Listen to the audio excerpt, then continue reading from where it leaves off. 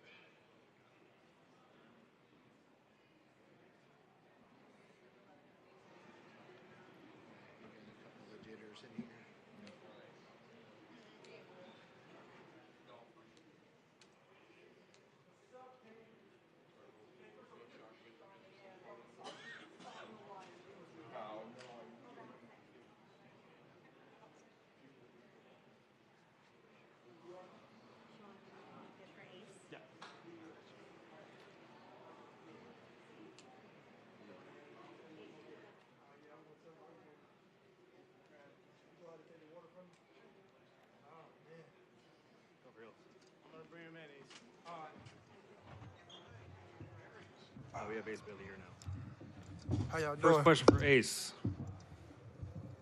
Start here with Mark. Mark Spears, ESPN Landscape. Congratulations. Appreciate you, boss. So what's your overall thoughts about getting selected by the Jazz? Just a blessing. I mean, the little kid in me smiling hard right now because I know the hard work, the sacrifices, the blood, the sweat, the tears, not just from me, but my family put into this. So to look at me and just smiling at me right now. So I'm just blessed to be here. Had you had any idea they had any interest in you? No idea. Yeah, First row here. Talked a lot about, where you might end up and getting to get drafted along with Dylan, number 2. And what is this moment like for you guys? And I almost shed a tear when his name was called like it was mine. I mean, he's just a brother to me. That's my day one, man. We brothers. Blood don't make us brothers, but we brothers. So him hearing his name getting called, the sweat, the tears, the sacrifices he done made for himself. So I know he is well deserved for him. First row. Ace, there was a lot of speculation to build up in your draft process. You seem pretty happy to me to be going to Utah. What do you say to people that maybe just don't believe that? I mean, I can control what I control, so how they feel. But to my team and me, me focusing on the basketball and them doing what they doing, so it happens. First row in the middle. Arius Lloyd Carroll, Queens Chronicle. You were in Queens last night throwing out the first pitch at Citi Field. Did you want to be a pitching ace at any time? Any nerves? And did you do a little practice? I know you've been practicing for the draft, but I was curious if you. Yeah, I played baseball. I was a pitcher and shortstop, so I had little skills in me. It was a ball though. Could have threw a better strike. All right, third row on the left.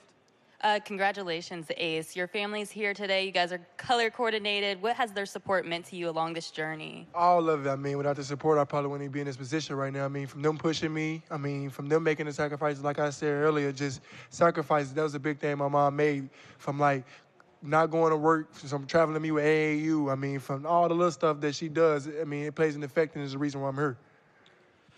Third row here in the middle.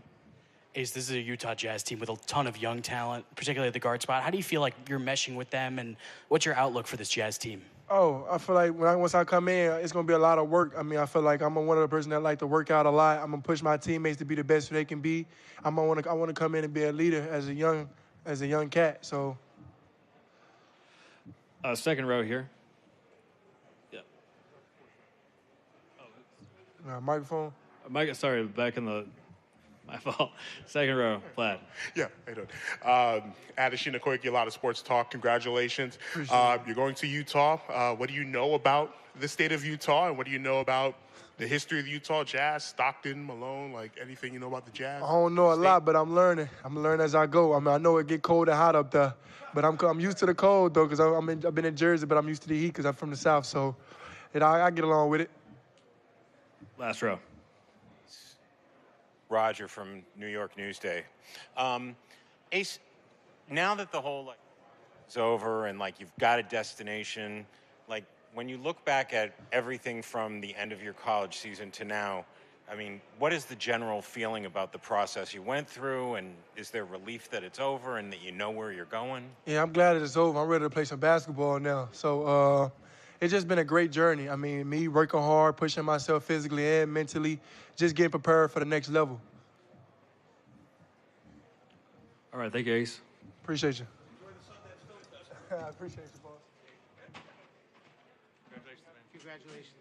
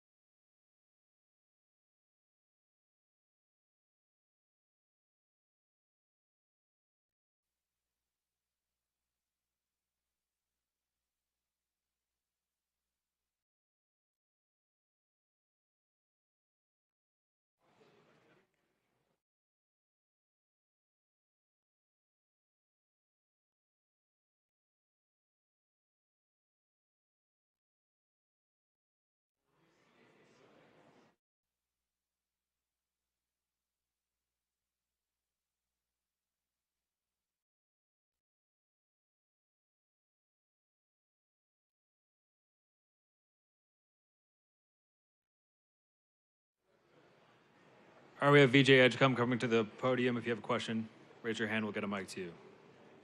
Start.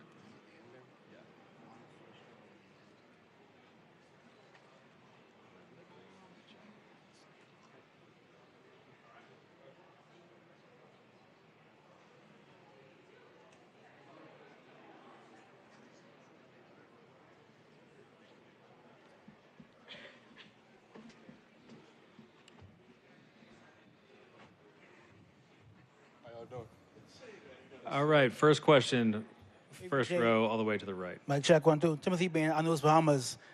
Been some years from Bermuda, Bahamas. Now you're going to Philly. Talk about what you're feeling right now. I don't got no words. It's surreal. Like I say, I work hard, and everything is paying off. But you know, the work don't stop. Now I'm definitely looking forward to going to Philly, meeting the team, get ready for summer league, training camp, all that. So I'm focused on playing now. Second row on the right. VJ, it was mentioned briefly after you were drafted, but Philadelphia and their fans, a lot has been said about them. What would it mean to you to win there specifically? Now, it would mean a lot. I mean, it's been a minute since they won. So, just going there and being that piece that's going to help them get over the hump would mean a lot to me, would mean a lot to the fans, the owners, all that. So, I'm excited to go out there and see what we can do. First row on the left, Mark. Mark Spears, ESPN Landscape. What does this say about the state of Bahamian basketball right now? Yeah. And what message do you have that aspiring kid back home who's now you're their role model to get in there? It's crazy to think I'm a kid's role model, man. But it shows that basketball in the Bahamas is growing. And it's growing at a pretty rapid pace. And I'm excited to see who's next. Super excited to see who's next, man. And I'm help them as much as I can. Inspire. I'm trying my best to continue inspiring the ones that come after me. First row here in the middle. Keith Pompey with the Philly Inquirer.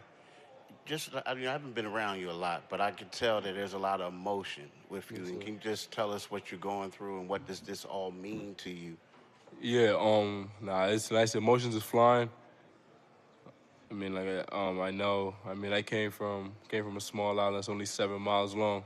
So everybody know everybody is just literally a small island. It's like a little rock. So, I mean, just to make it out of there, man, it means the world. It means the world to me, and I know it means the world to my island. And definitely the country, the Bahamas, so yeah. Last row all the way to the right. VJ, Roger Rubin from Newsday. Yesterday you were talking a little bit about, like, when you came to New York, the chance to play against upper echelon players in high school, and that you learned some of the toughness. Can you sort of describe what the toughness is that you are now going to be able to employ at the highest level? Man, like you said, it's the highest level of basketball, so on every night you're going to see something different. And I got to be mentally prepared for that, knowing that it's grown men playing for their lives, they got family to feed, so I got to go in there and just be ready to play on any given night. All the way in the back on the stand. There was talk of other players going third. Had you talked to the Sixers? Did they let you know that they were going to pick you third? Did you know you were going there? Nah, I had no clue what was going on. I was like, I'm just living in the moment until they told me that I'm going there. When I was at the table, like 15 seconds before they draft me. Before the commissioner called my name. So, like I said, they ain't tell me nothing. It was still up in the air about what was going on. So yeah. First row in the middle. Sure. BJ, Lloyd Carroll, Queens Chronicle. I figure the Bahamian sports community is a small one. Have you crossed paths with Jazz Chisholm of the Yankees? I'm curious. Nah, that's actually him and John Crowell are two people I haven't met yet. I've met everyone else besides those two. Second row here on the left. All right, Adeshina Koiki, a lot of sports talk. You talked about when you were growing up, there were times where your house or where you're staying at was powered by generators. Yeah. At those moments when you were younger and had those moments, like, who were you thinking about, or were you thinking about the future and what might lie in store for you? Or just take me through those moments when in the Caribbean and the Bahamas when they were really tough. Man, what was going through my head is that how are we going to get electricity to stay on without it turning off in the middle of the night when we're sleeping? Just trying to, man, it was just tough times. But like I say, I mean, my mom, my grandma, they work hard every day to make sure that we slept good at night, make sure everything was well. So, it's just credit to them. First row on the right. Hey, VJ, so earlier today, 10 I posted that video from me as to go for Buddy's camp. Now you're going to the team, Buddy also played for. Just talk to you about that connection from that first camp with Buddy to now him being a mentor, brother. You guys are, pairs. Yeah, Buddy's my dog. He here right now, actually. He came to the draft, he pulled up just to show love. It means a lot, and that goes a long way. He shows that he actually care about me, care about my future, care about me as a person, man. And like you said, this is an old team, but Buddy have nothing but good things to say. He's a great person, great energy, great personality, man. So yeah. Third row on the left. VJ, just talk about, we know you had your NIL with the scholarships at Gateway. Just talk about what you're going to be able to do off the court now that you're in the NBA. Man, I don't know yet, but definitely interact with the fans of Philly. It's my new home. So just get to know people out there, interact with the fans, give back. as much as I can, just to grow the love in Philly. And I mean that's my next focus right now when it comes to that space. So yeah. Last question, last row on the right. VJ, you said that like the call and was a little bit surprising to you that it happened right at the last minute before you heard your name. Were you given any kind of an idea about like personnel and where you fit? I know that they have two young guards in Maxey and McCain. Have they given you any sort of an inclination about what it might be like for you there? Nah, I mean it's the NBA and they ain't gonna promise you nothing either. It's the NBA, they ain't gonna promise you nothing. You got, like I said, you got grown men fighting for their jobs. And I'm just going in there, whatever coach needs me to do, I'm gonna go do. That's it. Whatever coach needs me to do, I'm gonna go do.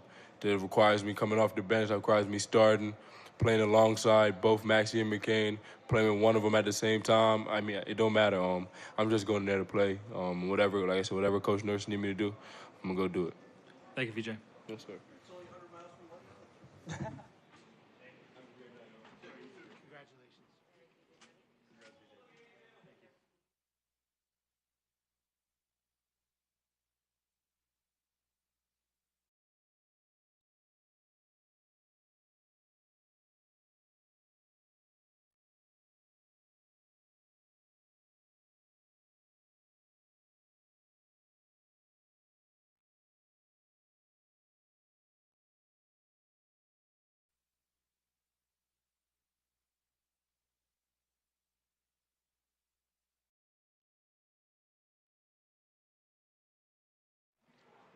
We have Trey Johnson coming up next on the press conference room.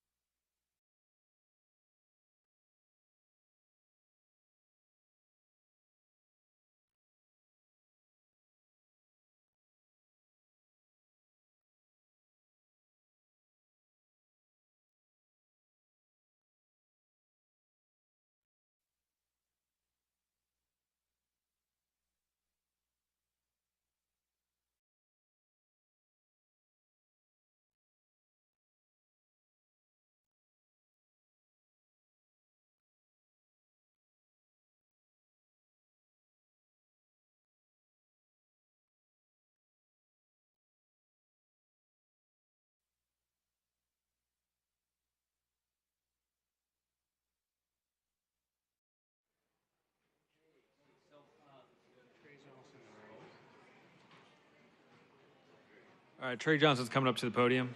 First question for Trey.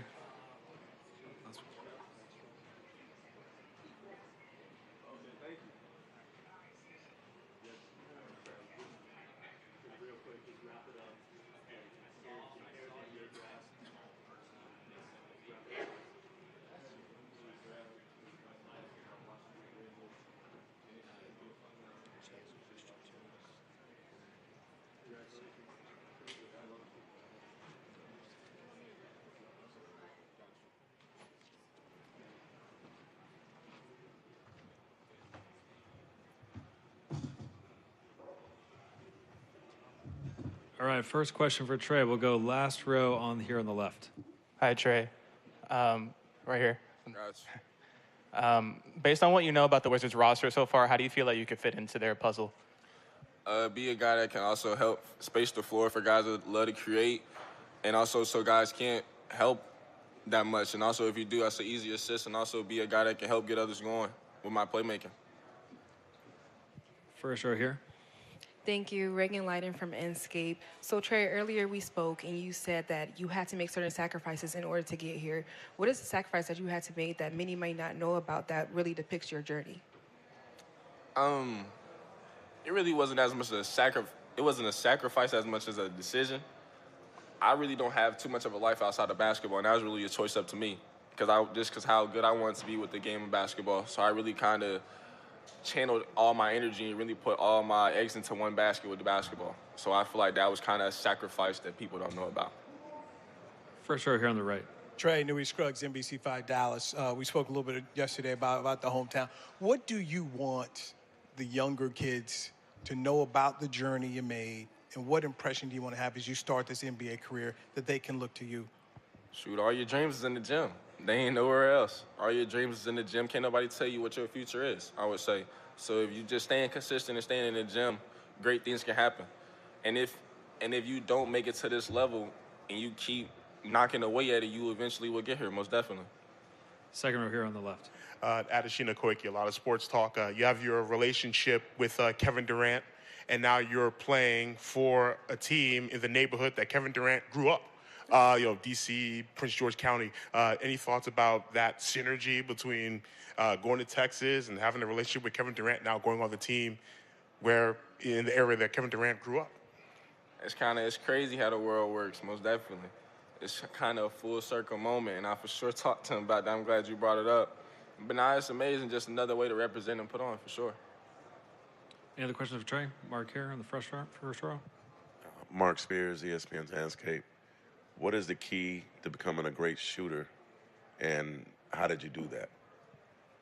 It's a lot. I feel like it's more mental, and with reps also, but I feel like it's more mental, being able to do the same thing over and over, just knowing what your shot is, sharpening up your little mechanics here. I feel like once you know how to make the ball go where you want it to go, it's mentally being locking in, focusing on doing the same thing over and over. That's really how I think about it. First row on the right. Trey, Newey again here. Can you speak to being in a football-mad state, being a basketball player? Because when you talk Texas, people talk Texas football, and not so much Texas basketball, but to be able to be in that football area and become what you've become. I feel like also being from Texas, you got to play some type of football. So I feel like that helps out with toughness as well. And I kind of bring somewhat of a football mentality to basketball because it's a physical sport, not probably as physical as football, but also in the same mindset you say in football. Whoever hit first win. It's kind of the same in basketball, especially on offense. If you hitting first and you making it more physical, you have a higher chance. Question here, second row on the left. Yes, Adesina again. Take me through the process and thinking about your suit choice and the cutoff pants and the long white socks. And I'm sure you made the final decision, but was there anyone else who green-lighted that? My client and manager, Elise, helped me out a lot with the outfit going forward. She actually picked out the color. I agreed with it. But I knew probably like 2 months before the draft that I knew I wanted to do shorts. That was the only thing I knew, and I knew that I wanted it to be a little longer shorts. So that's most definitely kind of what I went in with, and I kind of built around that, I would say, with the crop jacket, and then the white socks, and then a Doc Martens at the bottom, most definitely. All right, thank you, Trey. Appreciate you.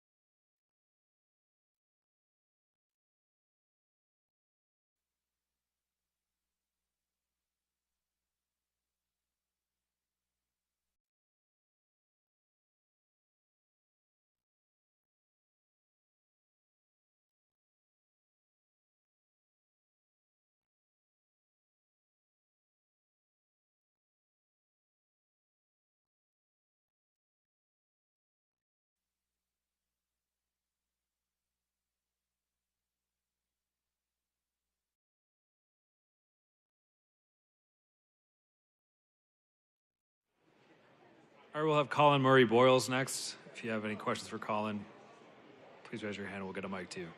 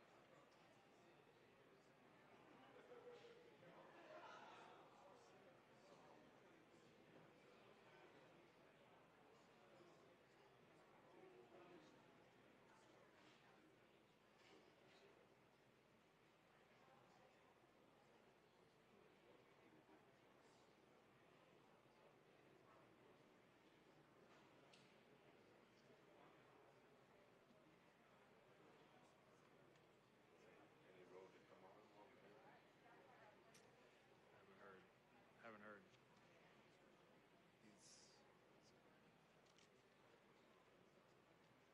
Probably close, though. I bet he's close. But I don't know. I'm not sure.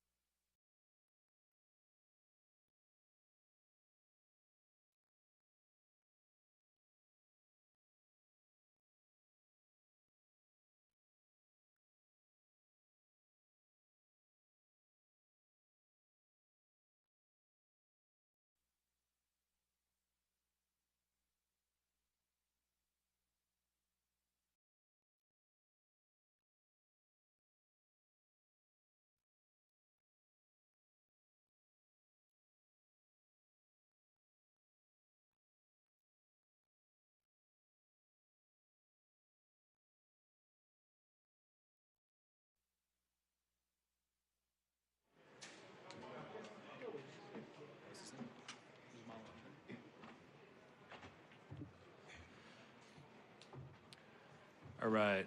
First question for Khaman Maluach. Let's go back row, second seat. Come on, congratulations. I'm sure this moment of being drafted has played through your head at least a couple times over the last few months. Did the moment meet your expectations of what you dreamed about this was going to be like? Yes, I mean, the moment made my expectations. I didn't think I was going to cry, but sometimes I let the emotions out, and I was so happy, and everything was just going through my head, my whole journey, and my people, and the continent I represent, the continent of Africa. Other questions for Khaman? Khaman, do you want to talk about who you're most looking forward to playing? I mean, I'm excited to put on a Phoenix jersey that has my name, that has Maluach at the back, and I'm just excited to play for the Suns and step on the floor. First row. When you mention your people and the continent of Africa, I'm just curious, what does it mean to you to be an African man playing in the NBA? What specifically does that make you feel proud about?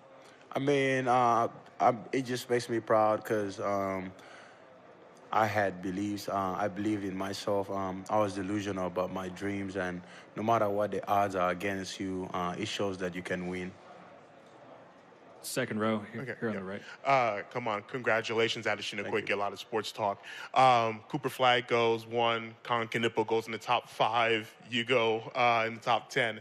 Seeing your Duke teammates, even though you've only gotten to know them for a year plus, what were your emotions seeing them drafted right before you being drafted? I mean, it was just like, it was so emotional getting to see my teammates, my fellow freshmen getting drafted too. I was so happy for them because they deserve everything they have, and they worked hard for it, for that moment too.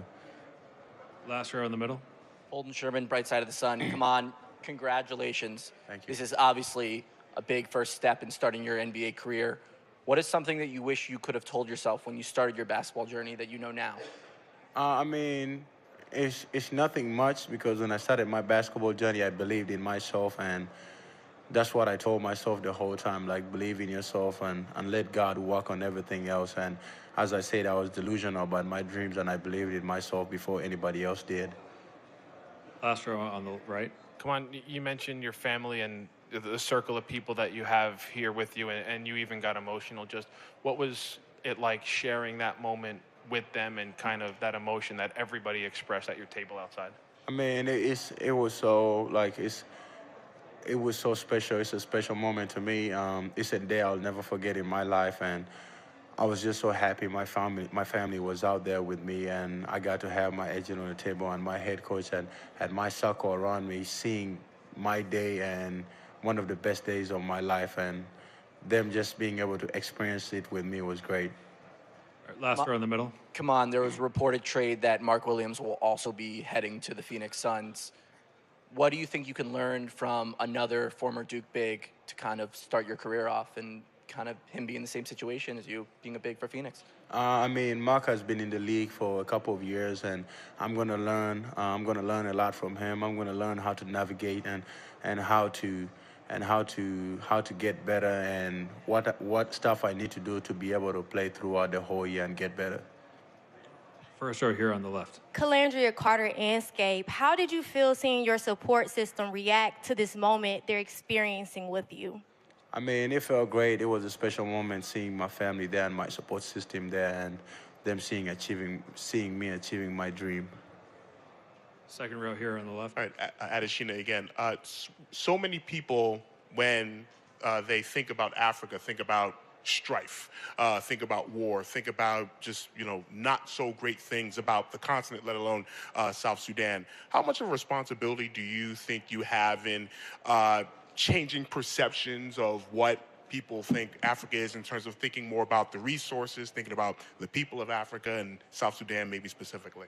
I mean, I think about showing them the good parts of Africa. I'm thinking about showing them the great places in Africa, like Kigali, whether it's Senegal, whether it's the safaris in Africa, and showing them the cultures we have and the people we have, which is different from the stuff they see on TV. And I just want to change the narrative of our people and how they see my continent.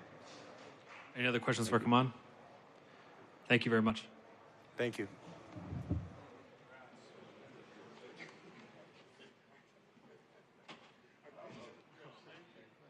Congratulations.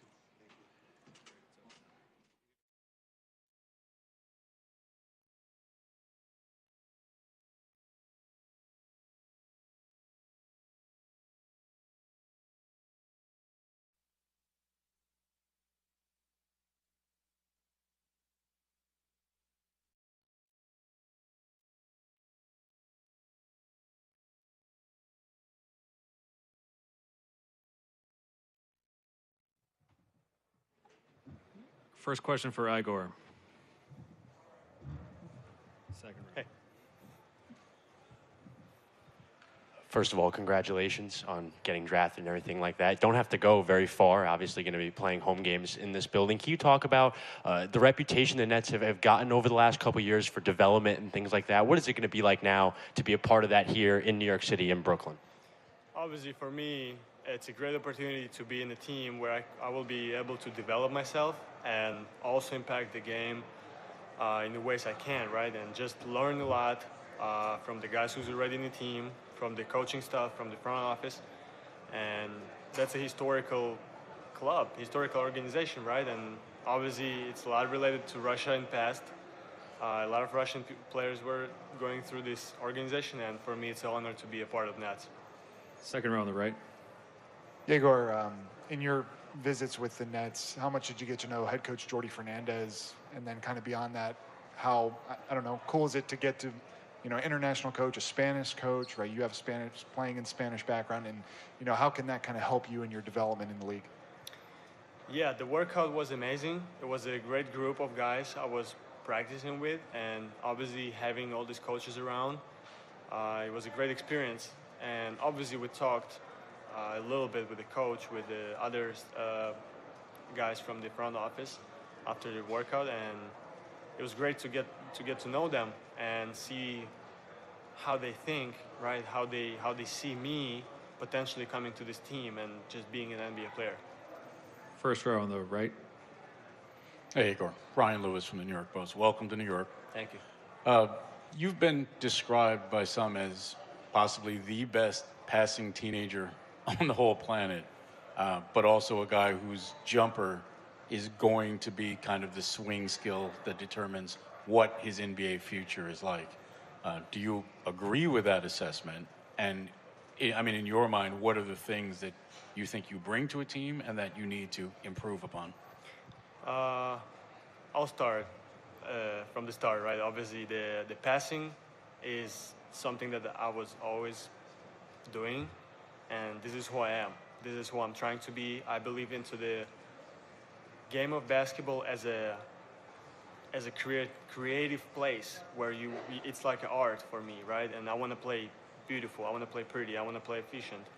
And for me, there's never a sacrifice of something, you know, sacrifice of myself for the team or something like this. It's about making a right decision, which I'm always trying to do. Talking about shooting, it's definitely something that obviously a lot of people talk about, and as you said, it can be both sides, good or bad. For me, I have no doubt I'm going to be a solid shooter, and I'm seeing myself as a really good shooter in the future, just because I know how much I put into this, how much I put into the work to become one. First row here on the right. Hi, Reagan Lighting, ESPN Enscape. We did see you talk about recently how you would see fans from Russia watching you on television and everything like that. As an international player, how do you feel that, what does it mean to international players to have that support system from their hometown or home country to continue watching you guys regardless of wherever you're at? I mean, that's amazing. You know, for me, I lived in 3 different countries. I played it for 3 different teams in 3 different countries with different teammates, different cultures, different coaches. It's super different, but at the same time, again, as you said, the love is the same. And, you know, it's great to see that there's people from Russia who's supporting me and following me, same as people from Spain and same as people from America, right? And for me, it's a big honor to be known, right? Because this is somewhere I was trying to get as a little kid coming from Russia. I was trying always to be an NBA player. And as I said, just feeling this love and support from all of the places I've been through, that's a big honor for me. And I'm nothing but gratitude. Third row on the right. Ben Couch, NBA.com.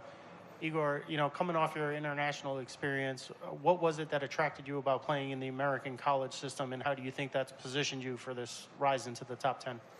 I would say the adjustment from the youth level in Europe and European basketball to playing an American style of game against older guys, against more athletes, a faster game, a faster, faster pace, right, in general. Obviously, Big 12, it's one of the strongest conferences, right? And playing against teams like Houston, Iowa State, Arizona, Baylor, Kansas, wherever it is, right? Every game was close for us, and even if, playing against Houston, obviously everybody knew that they're really strong, and it's still a great experience to play against them. Even if we're losing by 30, it's obviously I want to win, right? That's what I'm playing basketball for. But at the end of the day, I realized that every loss is an experience for me for the future. Last row on the left. Yegor, welcome. And I believe we're currently sitting on the Brooklyn Nets practice court. Welcome home. Yep. Thank you. Question for you is, we've heard about or seen a really successful past few months. We heard about, combine and individual workouts. Could you talk about the preparation and also the mindset leading into these past few months? Yeah, I've spent a lot of time obviously getting ready for those workouts before I started doing them.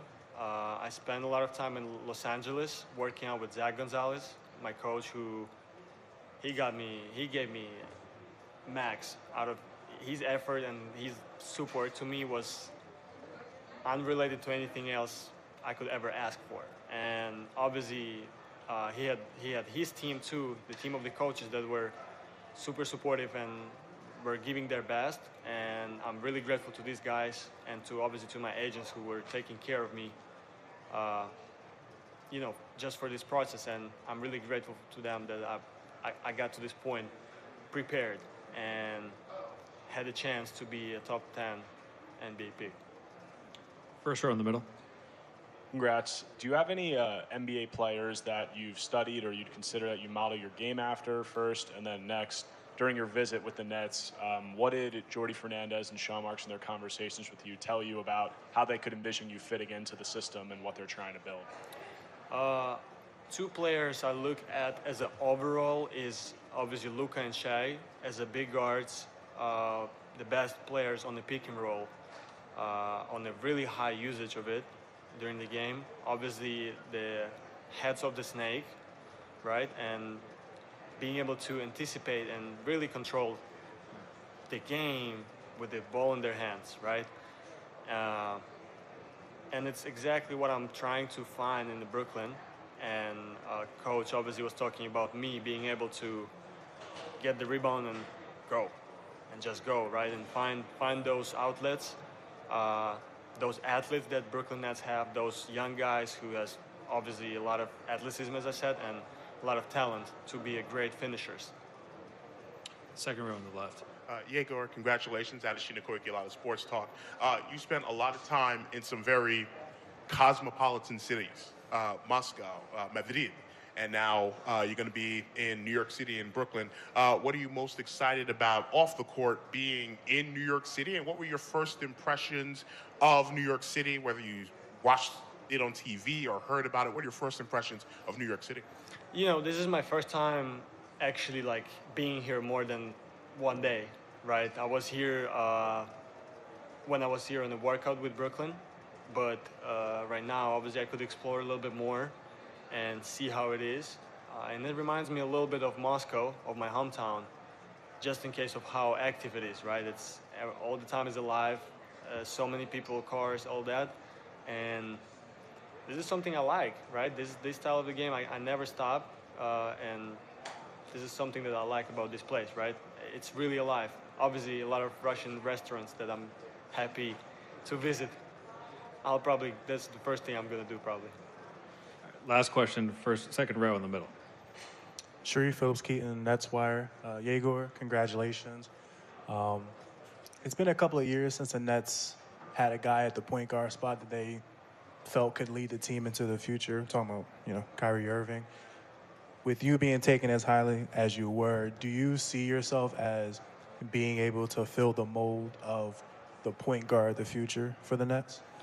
Well, I was playing all my life at point guard, so I see myself as a point guard, but I also willing to do whatever it takes for me to bring success to the team, right, and impact the game in a good way. So if coach wants me to be a center, I will be a center.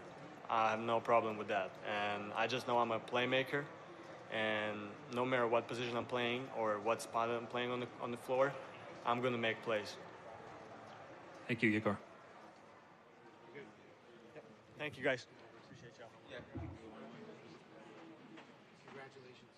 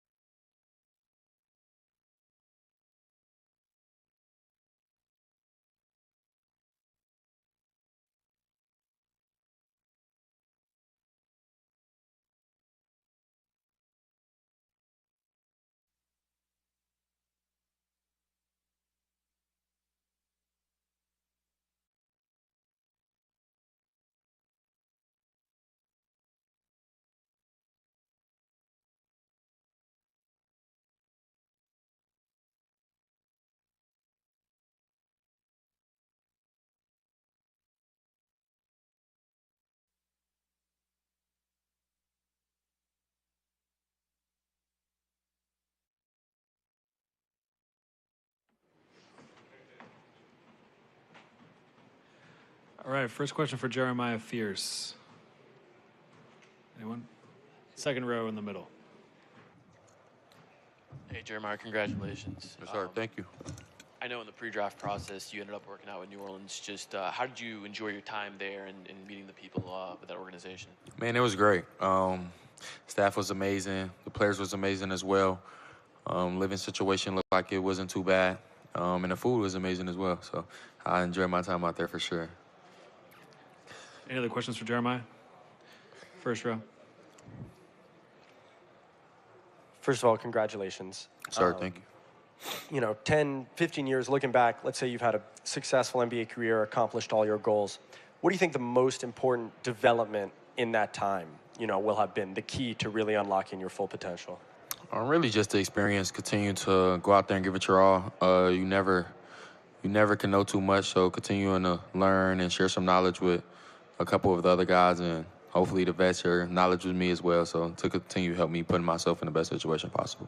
Third row on the right. Ben Couch, NBA.com. How did you feel you'll fit in with this Pelicans team, and what's got you excited about joining that particular group? Man, I feel like it'll be a great fit. They have some amazing pieces. We obviously just got Jordan Poole as well, so that'll be a great addition. They have Zion. He's a lob threat, somebody that you can get the ball to, somebody that's going to impact the game in all aspects of the game. And I bring a lot to the team as well, so this is going to be super dope. Looking to build that connection with those guys and add a lot of wins to the win columns this year. First row on the left. Yeah, Jeremiah, now that you're in this position, is there anything that comes with, being the first draft prospect since Trey Young to come from Oklahoma? How do you carry that with you? Really just going out there, doing my thing, treat it with the same mindset, approach everything the same way, to kill and to make the right reads, make the right choices as well on the court. So just continuing to go out there, have fun. Personally, I don't believe in pressure because I trust my work and know what I'm capable of. Second row middle. Hey, Jeremiah, Schmidt again. The Pelicans just also made a trade to draft Derek Queen, so you're going to be... For real? Yeah, you're going to be joining another rookie classmate. Just what are your thoughts on being able to play with a guy like Derek? Man, that's super dope. Derek is a great guy, super talented. You can expect a lot from him this season. And I feel like our connection and our duo is going to go a long way as well. So looking forward to tapping into him. I haven't been on my phone, so I didn't get that notification, but I'll definitely tap in with him, and we'll probably get out there at the same time. So looking forward to continuing to build that connection. 2 rookies coming in, and guys should expect big things. Any other questions for Jeremiah? All right, thank you. Thank you.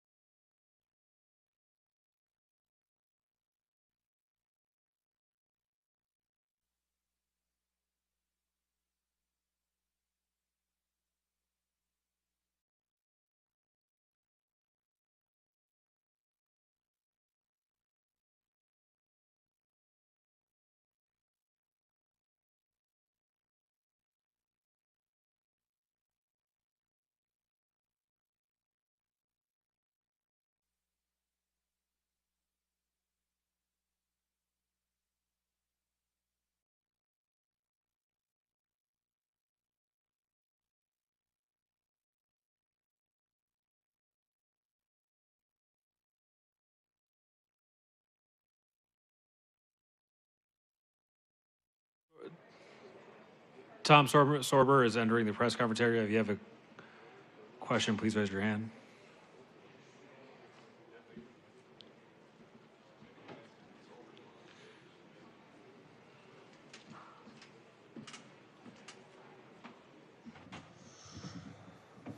All right, first question.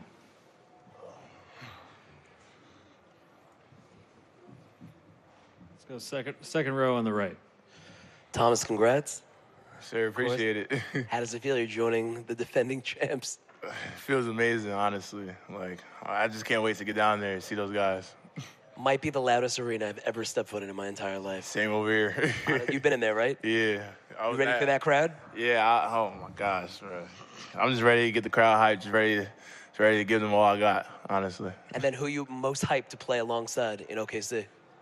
Man, I mean, I gotta say the MVP, right? I gotta say MVP or J-Dub. J-Dub, yeah. Perfect. Appreciate it. Third row on the right. BenCouch, NBA.com. How do you feel yourself fitting in with that Thunder group, and what do you think you're bringing to the table right away, NBA-ready skills? I think I'm bringing, a defensive-minded type of intensity. Just giving them all I got on the defensive end, and on the offensive end, just being like a great player, like a great offensive player, just reading the right things to do, reading the things on defense, hedging or coming back, just being there like at all times, just being able to be a good defender. Any other questions for Thomas? All right, thank you, Thomas. Appreciate it.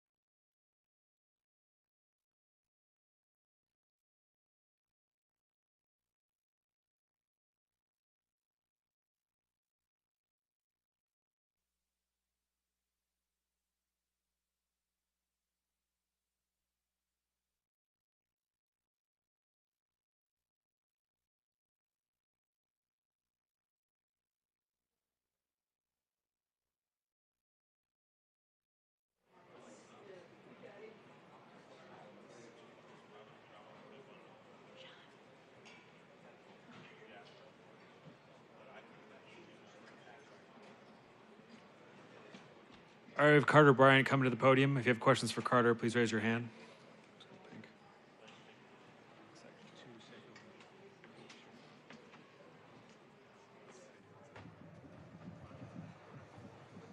All right, let's start second row.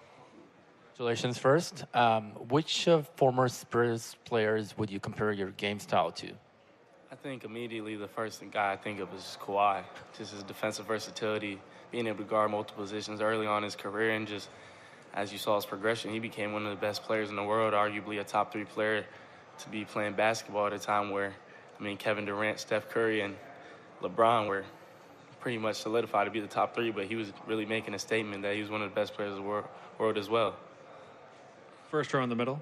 Hi, I'm Melissa Guzologo, the Daily Wildcat. Congratulations, first of all, on being drafted. How do you see yourself fitting in with the San Antonio Spurs, and who are you most excited to play next to?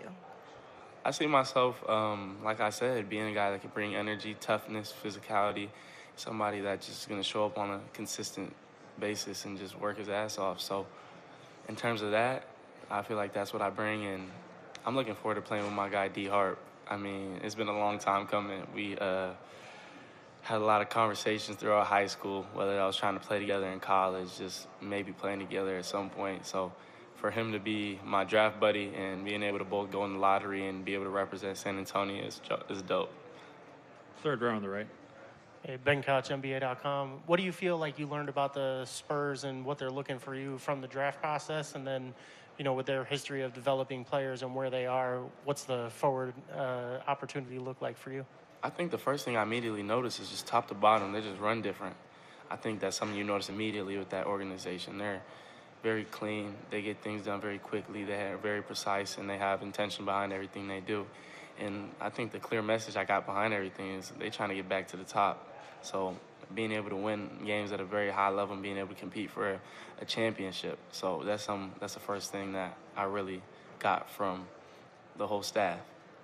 First row here on the left. Hey, Carter, congratulations. Something you mentioned yesterday is that basketball is kind of weird, like a constant striving for perfection. Right. Joining a young team like the Spurs, how do you see that kind of helping you as you guys are all kind of learning this thing together? I think the biggest thing is there's so many guys on this team, obviously with myself and Dylan, but along with obviously Wemby and Steph Castle and D. Fox and Harrison and all these guys. There's so much room for growth for this team, and I think you're going to look up and we could definitely be one of those dynasties that you look back on and you're going to be like, man, this is a hell of a team. First row here on the left. Yeah, I'm first of all, I'm just wondering if you know how much this makes Sean Elliott's day, having another Arizona Wildcat around. Yeah. And then just also, how did you and Dylan meet? Oh, wow. Dylan and I actually met playing AU tournament. We played the New York Rens, and I'll never forget, he was killing us. And, I was the biggest dude on our team, so Coach had me guarding the 5-man. I was like, Coach, I promise you I can stop him. And I remember he came and walked over the bench, and he was like, I promise you, you can't stop me. So it kind of being a full circle moment for us to be on the same team now. I love that dude. He's a great dude, great family. His father's always been great to me, always provided me with great, I don't even know the word I was looking for, but along with his mother, they're just great people, great family. Last row on the left. Carter, congratulations. Adeshina Koiki, a lot of sports talk. We talked yesterday about uplifting and highlighting the deaf community, knowing yourself, knowing sign language, and your mom being deaf as well, being deaf. Now that you are a professional player officially, how do you see your role either changing or growing in terms of highlighting the deaf community? And do you see a lot of those people in the community who are NBA fans now being Spurs fans? No, definitely. I think I just want to bring more attention to whatever organization I was blessed to be drafted by, but obviously San Antonio just has a rich history of having a lot of intention behind everything they do, but I don't think my mentality towards it changes in terms of the deaf community. It's something that's always going to be important to me and always has been important to me, but I had my family, the Valencia Biscupiacs, up in the crowd, and I saw them when I was going to do my interviews, and I looked up and they were all up there signing I love you, so I'm more than grateful for them and just everything they've taught me. First row here on the left. Yeah, I had a chance to talk to several players yesterday about the idea of playing next to Victor Wembanyama. What is it that excites you most about playing with a guy with his skill set, his size, his range? I mean, I'm gonna just start off defensively because that's what I love to do. I mean, I feel like I can just be ultra aggressive. Obviously, you got to be smart, but just having the mental stability of knowing you kind of have a monster back there behind you that's gonna deter everything from the front of the rim. It gives me the opportunity to just be an elite defender and kind of push my limits, especially on the ball. So I think with that being the case, I'm just ready to be active and be able to contribute defensively immediately and offensively. He's a guy that's, I like to use the word gravity. Takes all the gravity in the room. So him being that type of player, I mean, it's going to open up so many opportunities for myself, Dylan, and so many guys on this roster for us to grow. I'm just looking forward to picking his brain. Second row. How much run are you going to give Dylan in the race for Rookie of the Year? I mean, one of us going to get it. So whether it's one or two or whoever gets it, it doesn't matter. I'm just trying to win basketball games at a high level. Second row on the right. Carter, not the most important thing in the entire world, but you did rock number 9 in college. Yes, sir. You can't rock 9 on the Spurs. It's retired by, obviously, the legend Tony Parker. Yes, sir. What number are you going to rock? I don't know. I got to look at who has what numbers on the team. I don't know. That's a great question. Is there like a number that stands out in your mind, like that might be meaningful to you? I know Steph got 5. That's my dog. I'm not getting that off of him. I don't know. Does D Fox wear 4? Yep, I can't get 4. And then I had the 4 plus 5 for 9. Wemby got the 1. Dylan for sure gonna have 2. If nobody has 2, I'm gonna have to figure something out. Figure that out. All good. All right. Thank you, Carter. Thank you.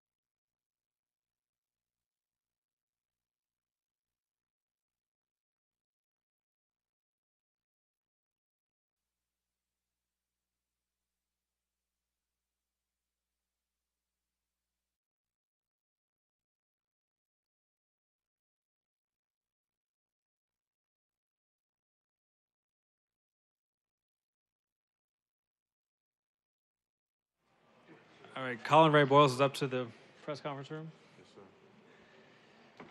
If you have a question for Colin, please raise your hand. All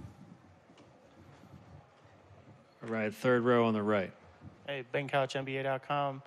Heading into the draft, there was a possibility that you could be the first lottery pick in South Carolina history. Now you're here. What's your reaction? How's it feel? Thankful. That's the biggest thing. It's crazy to be here. It's a real moment for me and my family. I mean, for South Carolina history.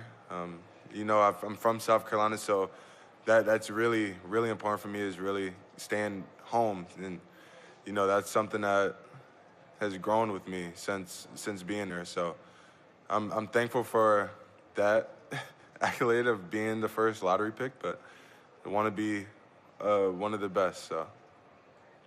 Second row on the right. What's up, Colin? How you been? I'm good, man. Congrats, man. Appreciate it. So I know you got a lot of priorities going into the season, obviously, and, you know, a lot of goals in mind. But how high on the priority list is the goal to become boys with Drake and have him rock your uniform?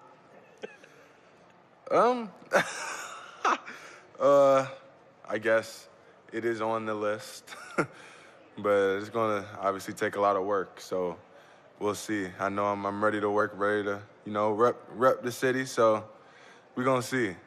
How dope would that be, though? I mean, he's that would be amazing. rocking your jersey courtside at a game. Oh, my God. That would be crazy. Crazy. Yeah. And then one more real quick. DeMar DeRozan went 9th overall to the Raptors. T-Mac went 9th overall to the Raptors. Oh, How does it feel to be, amongst the 9th overall pick royalty? I did not know that. Oh, that's crazy. Now that you said it, yeah, that's a great group of guys, great talent. Hopefully, I can live up to that hype. And Jakopodl. Yeah, for real though. Dang, that's great. But there's something about that number, so. There's something about number 9 for sure. Facts. Congrats, though. Thank you. All right, any other questions for Colin? All right, Colin Adeshina-Koiki, a lot of sports talk. You had Chloe Kitts with you, University of South Carolina, standout, national champion. What has it been like, that relationship with Chloe? And also, how has being around the South Carolina women's basketball team helped your mindset and outlook in your game? I don't know. She's amazing for me. She knows the sacrifices that this comes with of being a basketball player, especially professional basketball player. So she understands that and she fully embraces it. And she never takes anything for granted, never takes my time for granted. So I never take her for granted as well. So enjoying each other's company as much as possible. She's been really good for me. And obviously she plays on the women's team. How they play is something that I like to watch. How fast they go is almost relatable to how fast the NBA goes and how fast-paced it is. So I watch Dawn Staley a lot and see what she does, and that'll be what it is for me at the next level. So. Any other questions for Colin? All right, thank you, sir. All right, thank y'all.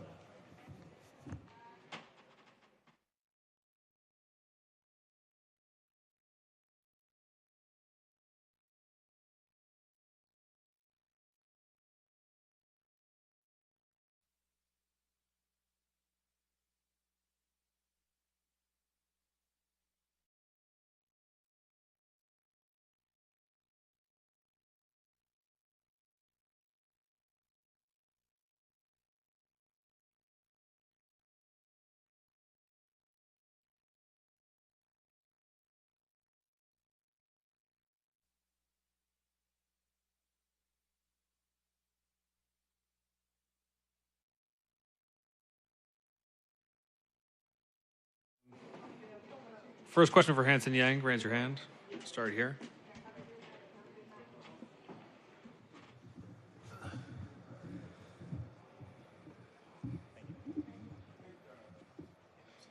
汉森，生日快乐！恭喜你！我记得在试训的时候，很多支球队都问你，训了那么多支队伍，你最喜欢哪个城市？你当时说你最喜欢波特兰，你可以再跟我们说说你喜欢它的原因吗？现在你梦想成真了。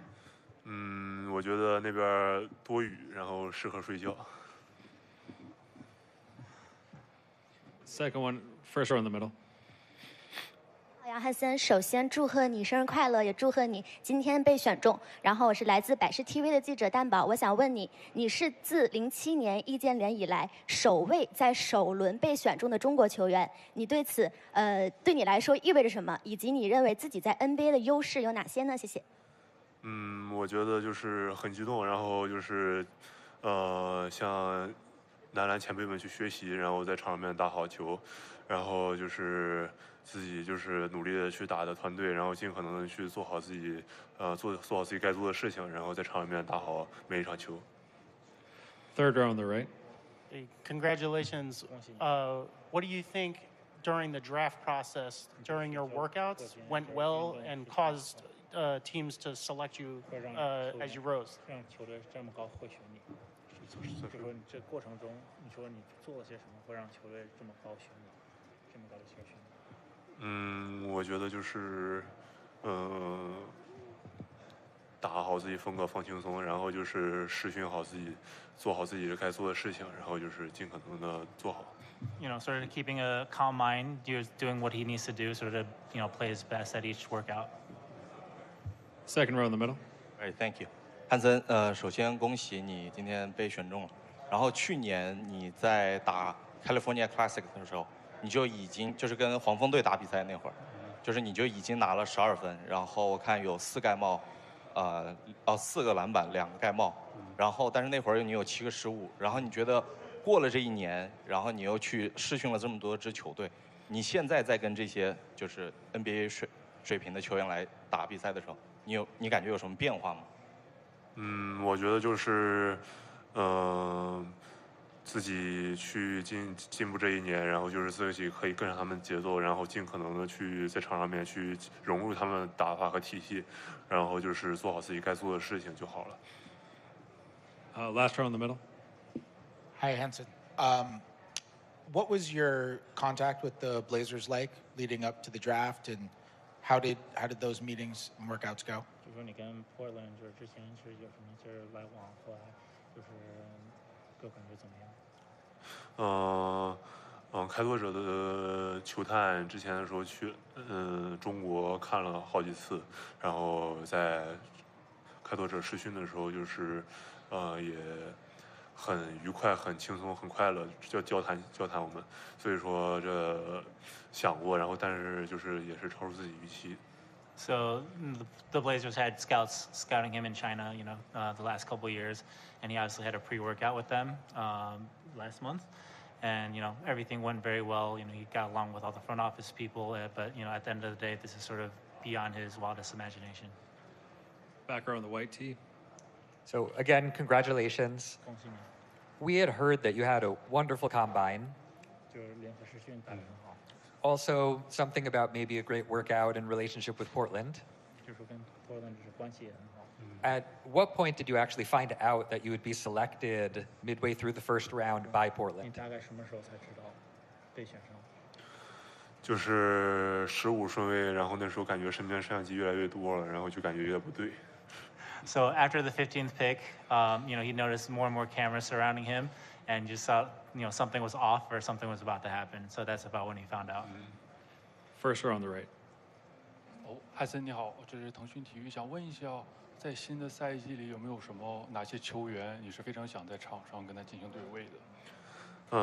我觉得，就是优秀的中锋球员，然后去在场上面去接受他们的经验，然后去接受好自己，就是准备好自己打的每场球，就是。First row. 汉森你好，这里是小陈快手记者。这是球迷们让我想问你非常关心的一个问题，就是听说你是一个非常喜欢打2K 的玩家，在第1年作为一个 Rookie， 你觉得你的评分会是多少？好问题啊，说高了说低了都不大好吧？看你了。70。First row in the middle. 汉森你好，恭喜你被开拓者选中。现在开拓者队除了你以外还有4位中锋，所以说在这个位置上，球员储备非常丰富。那请问您做好了这个就是队内这种竞争的这种准备吗？然后面对这种压力的话，你有什么准备吗？我觉得就是。竞争是不可避免的，无论在哪个球队，你不可能去因为你来了就去把这个位置让给你自己，所以说就是这个都是要去做好准备的，做好自己该做的事情。Last row in the middle, Fred. Hi, got one more for you. What was your day like today, and did you come here expecting to be drafted tonight, or is that something that surprised you? 就说你有没有以往今天会被选上，或者今天被选上是让你很惊讶的一件事情？我预想过可能在首轮末被选上，但是突然蹦一下子也挺疙瘩的也。So he was expecting to be selected at the end of the first round. So this is definitely a big surprise for him to be selected in the middle of the first round. Any other questions for Hansen? All right, thank you very much. Thank you.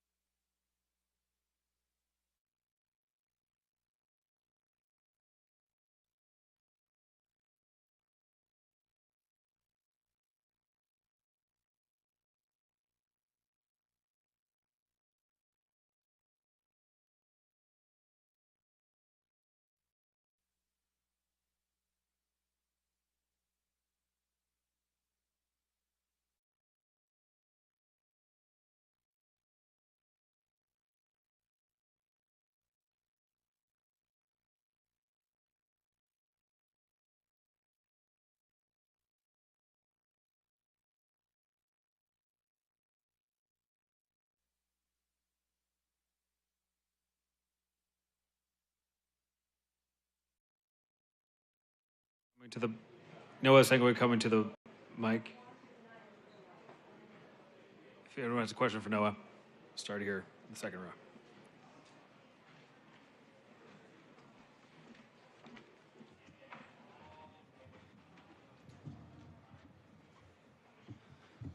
All right, first question for Noah. We'll go second row. Noah, félicitations. Merci. À quel point c'était une surprise pour toi d'atterrir à Chicago? Est-ce que tu avais eu déjà une relation avec cette franchise ou pas? Est-ce que tu en as eu un coup de téléphone ce soir, par exemple, aussi? Et qu'est-ce que ça représente pour toi d'aller à Chicago, qui est quand même une franchise historique? Bah, franchement, premièrement, ça représente beaucoup pour moi. Comme tu dis, c'est une franchise légendaire. Puis j'ai drafté en 12e position, c'est aussi mon numéro de basket. Ça veut dire c'est vraiment quelque chose d'incroyable. Et puis ouais, en fait, on a une bonne relation. On a eu plusieurs appels, plusieurs visios pendant mon pré-draft workout. Ça veut dire on avait déjà parlé un peu. Third row in the middle. Noah, tu nous as dit avant la draft que tu dessinais tes propres tatouages et tu allais peut-être faire un truc spécial pour l'occasion. Est-ce que tu as prévu quelque chose là du coup? Là, il y a le numéro 12, il va pop quelque part dans mon corps. Hein. Il y a le numéro 12 pour sûr. Hein. Last row. Il y a un autre Français qui est passé par les Bulls, Joachim Noah, qui a laissé une très très forte empreinte. Est-ce que c'est quelque chose auquel tu aspires, laisser une forte empreinte sur ce club? Ouais, pour sûr. Comme j'ai dit, c'est une franchise légendaire qui a beaucoup gagné. J'ai envie de retourner à ça, gagner des titres avec eux, écrire mon histoire. Et je pense que c'est une franchise dans laquelle je peux le faire. First row here on the left. Hi, Noah. Obviously, there's been a lot of French players drafted into the NBA in recent years. What personally do you think is the reason behind that, and why are so many French players now coming to the NBA and drafted so much higher than they used to be? I think that's not only French. I think that's just Europe in general. We do a good job to teach young people to go to the gym, always work hard, and have some good work ethics. Third row on the right. Vincent Piala, Le Parisien. Est-ce que tu peux nous raconter un peu ce qui t'a traversé l'esprit dans les secondes où tu as entendu ton nom juste après? Franchement, comme j'ai dit, feeling incroyable. Être aujourd'hui ici, à côté de ma famille, à côté des gens que j'aime, et pouvoir avoir mon nom appelé par Adam Silver, c'est un privilège. Il y a beaucoup de personnes qui rêveraient d'être à ma place, donc je suis vraiment très honoré. Last row. Noah, félicitations. Merci. Tu arrives dans une équipe de Chicago jeune qui a la deuxième pace la plus haute de NBA l'année dernière. C'est le style de jeu qui pourrait correspondre à ton jeu, qui t'excelle plutôt en transition. Qu'est-ce que tu en penses de ça? On en avait déjà parlé avec l'équipe quand on avait eu les visios. Je pense que c'est aussi pour ça que mon nom a été appelé aujourd'hui. C'est un jeu qui me correspond, c'est un jeu dans lequel je performe. Donc je pense que ça va être un bon fit. Third row on the right. Yeah. Hey, Ben Couch, NBA.com. What do you think, as you were developing, what made you go to Ratio Farm in the German league, as you were going as the best way to get to the NBA? I think nothing special. Pretty much like everybody, just work hard, go to the gym. If you're on a bad day, on a good day, always go to the gym no matter what. I think that's the most important thing. Last row here on the left. Congratulations. Thank you. You're going to be playing with and against all these players that you probably dreamed of playing with and against. What are your emotions knowing that you're going to be playing against players who took away the chance for France to win the gold medal in Paris? Paris, France was so close to winning, but a lot of those players you're playing against are the ones that are responsible for France winning silver instead of gold. Yeah, that's another motivation, play against all that to just beat French national team. Because, I'm from France, so I just want to beat them, and just put, we're ready for 2028. Second row. Noah, pour revenir sur les Bulls, tu vas retrouver, tu ne seras pas trop dépaysé là-bas, c'est pas un Français, mais c'est un francophone, Nicolas Vucevic pour le coup. Est-ce que tu le connais déjà, de près ou de loin, et qu'est-ce que tu penses de son jeu? Est-ce que tu peux faire aussi avec lui sur le terrain? Franchement, c'est pareil. Je pense que c'est un joueur qui a de l'expérience, un très bon joueur NBA. S'il est encore là aujourd'hui, c'est qu'il a quelque chose à faire. Je pense que c'est, comme j'ai dit, un très bon player. Après, on va apprendre à se connaître, comme toute l'équipe en général. On va débloquer des automatismes et on va voir ce que ça donne avec le temps, mais je pense que ça va très bien se passer. Last round. Est-ce que tu as encore, après tout ce que tu viens de dire, est-ce que tu as encore Ulm dans un coin de ta tête et le match de demain? Bien sûr, ils jouent demain à midi. Je vais regarder, je vais être sur mon téléphone, je vais les soutenir, je vais appeler mes gars et ça va le faire. Thank you. That's good. Good. Perfect. Thank you.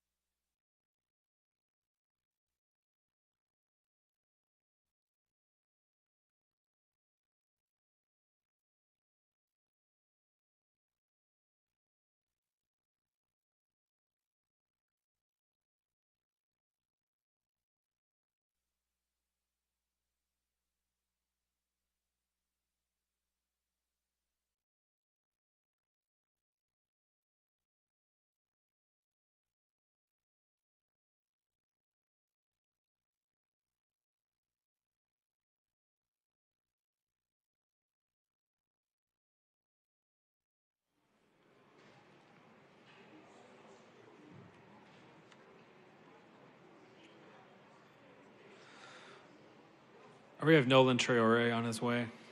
If you have a question for Nolan, raise your hand. We'll get a mic to you.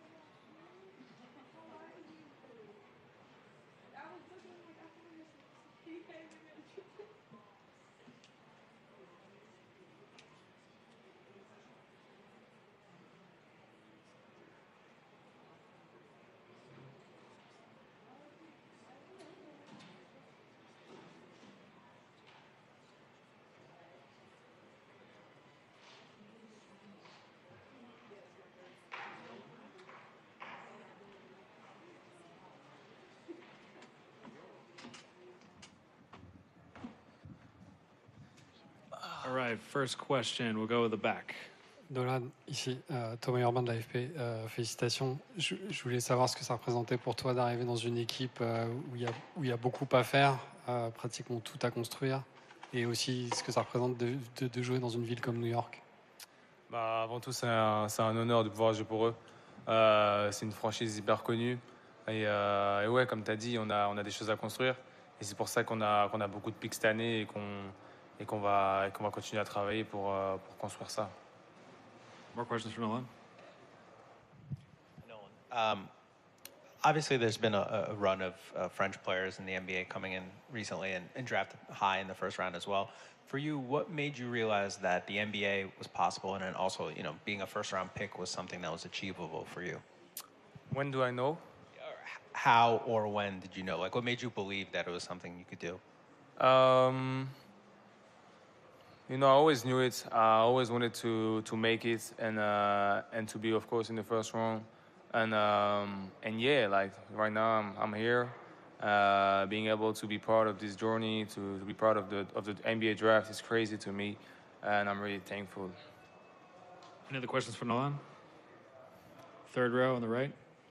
Thanks. Ben Couch, NBA.com.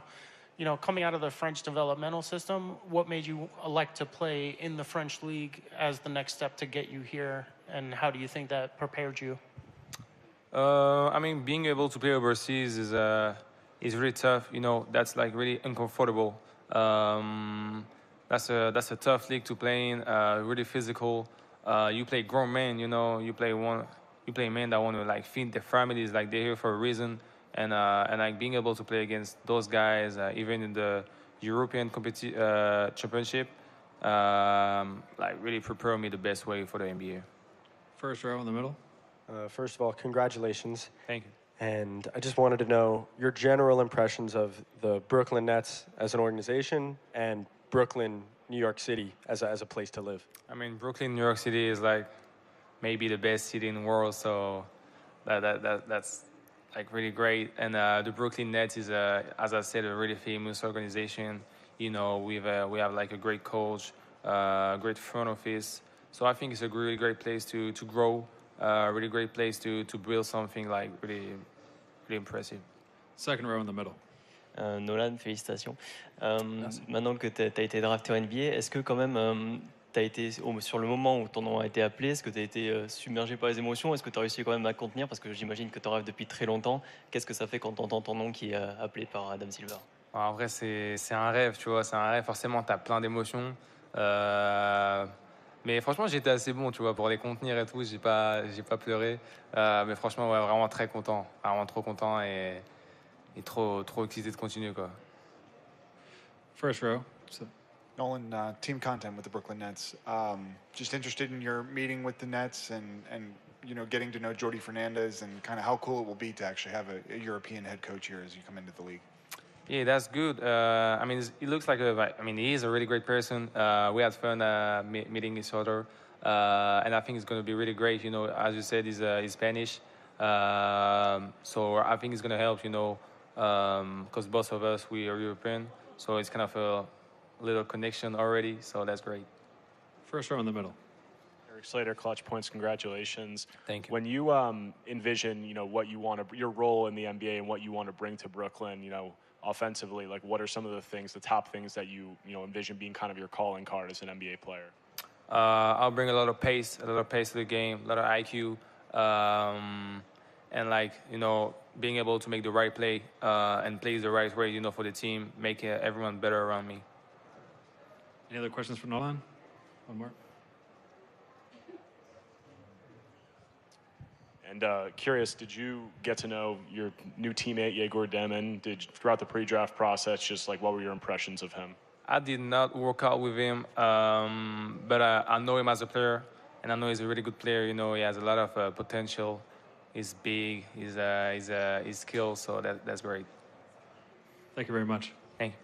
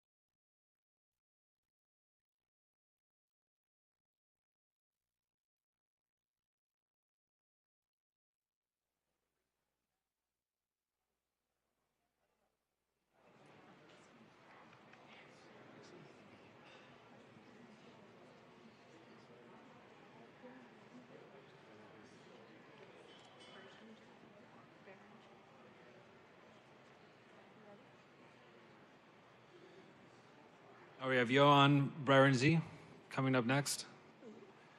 If anyone has a question for Yoan, please raise your hand. We'll get a mic to you.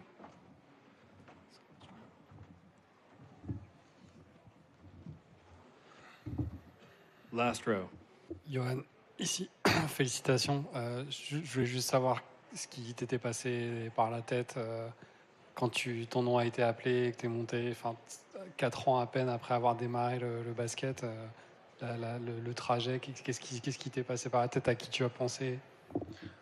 Franchement, directement, j'ai regardé ma mère parce que faut pas oublier aussi que ça part d'elle tout ça.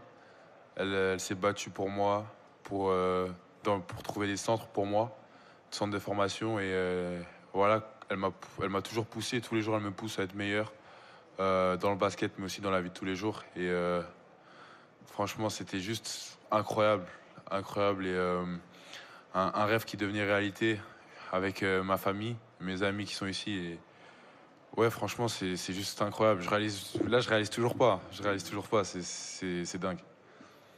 Another question for Yoan. Félicitations.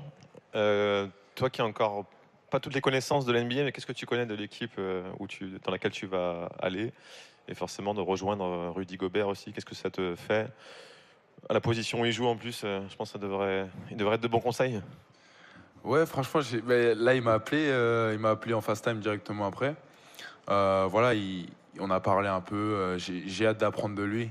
Meilleur défenseur, 5 fois meilleur défenseur, si je me trompe pas. Puis voilà, c'est un gars qui a accompli de grandes choses dans sa carrière et avoir la chance et la possibilité de pouvoir apprendre de lui, de m'entraîner avec lui tous les jours. C'est sûr que voilà, j'ai juste hâte de commencer à bosser avec lui, à apprendre de lui tous les jours. Et d'être dans une équipe comme ça, compétitive, qui est déjà compétitive, genre c'est juste incroyable. Third row on the right. Hey, BenCouchNBA.com. Congratulations. This is the 10th straight year that someone from France has been drafted in the first round, and again, in recent drafts, multiple players.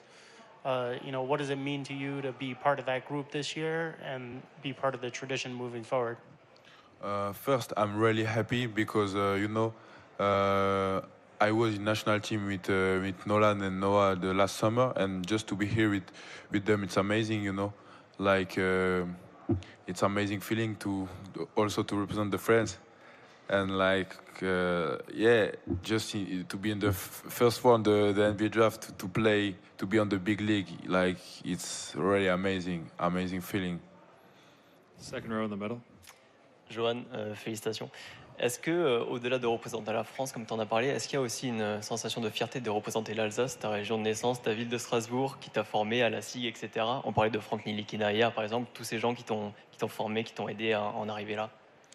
C'est sûr que surtout je viens d'une petite ville Célestat, pour ceux qui connaissent, et c'est là où je me dis aussi que voilà, je pars de loin et le fait de pouvoir représenter tous mes amis, toutes les personnes qui me suivent au quotidien, c'est juste, honnêtement, c'est incroyable. Incroyable, je remercie Dieu et comme j'ai dit, je réalise pas, franchement je réalise pas, c'est juste incroyable. Là je vous parle mais je suis encore un peu sous le choc. Franchement c'est dingue. Second row on the left. Tu l'as dit, tu rejoins une équipe qui est déjà compétitive, où les places seront chères. Quels objectifs tu te fixes en gros pour cette première saison en NBA? Déjà, premièrement, de pouvoir aider l'équipe avec mon basket, ma mentalité, et à titre personnel de pouvoir progresser sur tous les aspects du jeu, mais aussi humainement. C'est quelque chose d'important pour moi et voilà, juste de pouvoir être dans une organisation comme Minnesota, c'est quelque chose de très gratifiant pour voilà, de pouvoir être là et de vous parler et juste d'être pris par une telle équipe. Comme j'ai dit, c'est gratifiant. Any other questions? All right, thank you, Yoan. Thank you.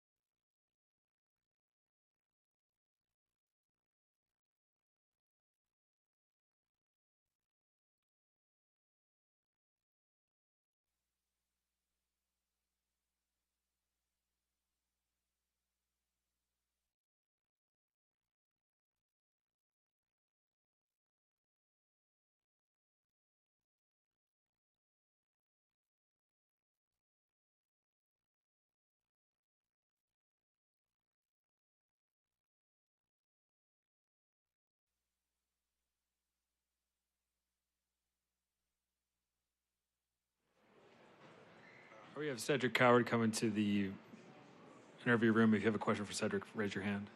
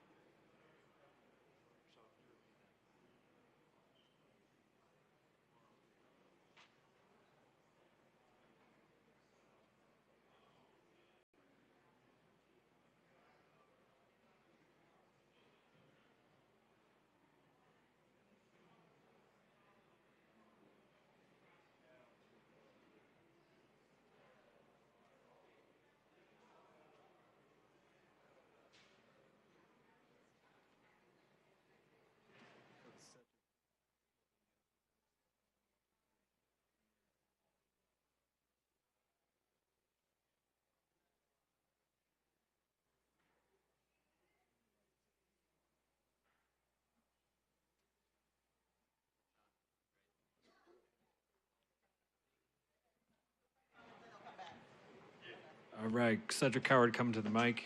If you have questions for Cedric, raise your hand. We'll get a mic to you.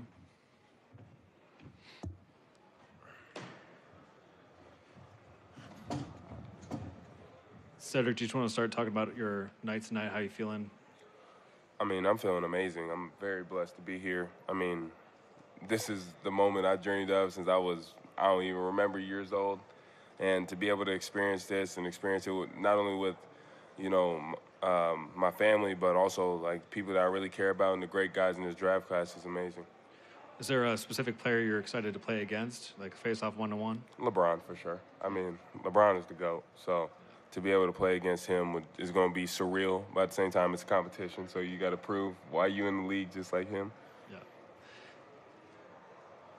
What was your reaction when you realized Memphis was the pick, and how do you see yourself fitting into that team? My first initial reaction was that I must have did good in the workout because I just finished the workout with them on Monday. But I think I fit really well with that team. I mean, they just lost one of the best players in the game, and Desmond Bane, who brought shooting and defense and, a lot of that grit and toughness that they want. And for me, I think I fit that mold just fine, bringing that shooting, that versatility, that toughness, and defensive mindset first, and being able to just impact winning and impact that culture in a positive way. Is there anyone you haven't talked to tonight yet that you want to talk to? I'm going to be honest with you. I'm drawing a blank. There probably is, but I'm drawing a blank right now. If you would have asked me this question tomorrow, I'd probably give you an answer, but... All good. Thanks very much. Thanks for your time. Thank you.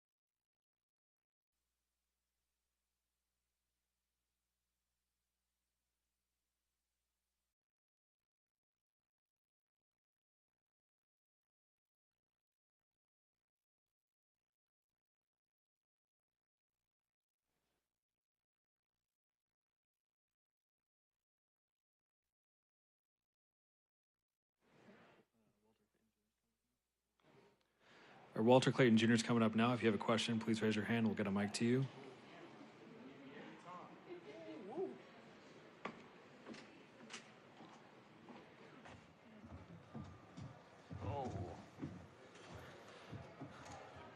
Okay, well, if we could just start talking about your night, how are you feeling? Where we at? Oh, we'll start here in the Oh, third right here. row. All right, bet. My fault. Congratulations. How does it feel for the moment to finally be here after the journey you've taken? Yeah, nah, for sure, man. It feels great. This is something I've worked towards my whole life. My family sacrificed a lot for me to be here, so I'm just thankful. It's a great feeling. Any other questions for Walt? Go Ben again. And coming into Utah, big draft year for them, multiple picks in the first round. How do you feel yourself fitting in with Ace and the rest of the team? For sure, man. I feel great. I think throughout my college years, I played with multiple great players, and, we found a way to kind of mesh well, win games. So I don't see anything different in Utah. We're going to plan to do that. Second row. What's going on? What's up? So you went from living in beautiful, sunny Florida. Now you're going to be in snowy, cold Utah.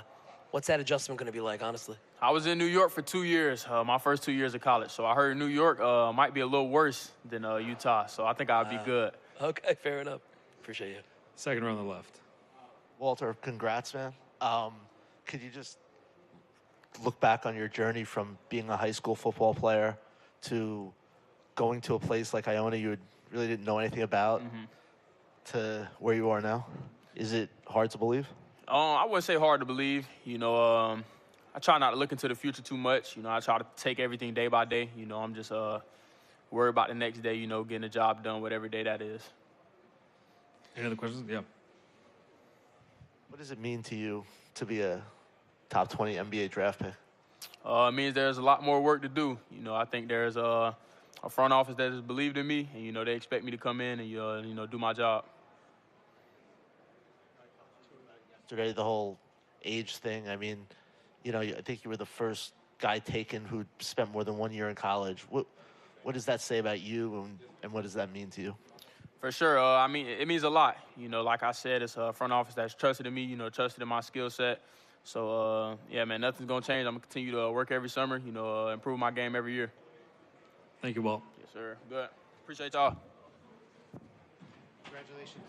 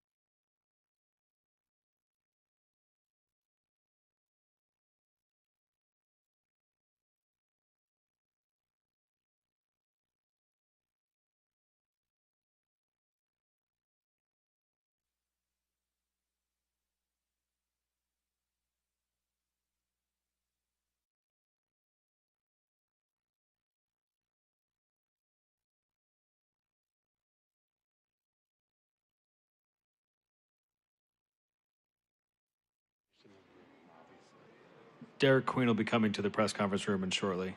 If you have any questions for Derek, please raise your hand and we'll get a mic to you.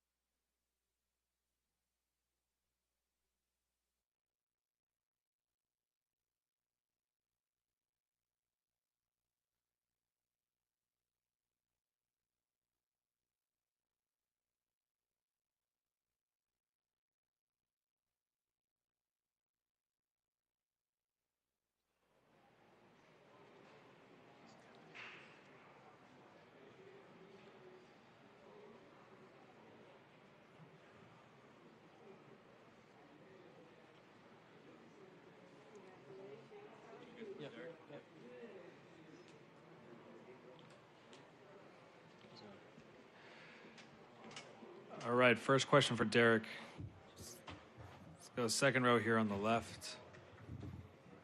Hey, Derek, congratulations. Thank you. So we had Jeremiah up on the podium when the news broke about this trade. He was psyched to be playing with you. Could you talk about when did you learn that this trade was going to happen? Did you initially think you were going to one team, or did you know the whole way through? And also, part two of the question, are you excited? Do you share the sentiment? Are you excited to play with Jeremiah as well? Yes, I'm definitely excited to play with Jeremiah.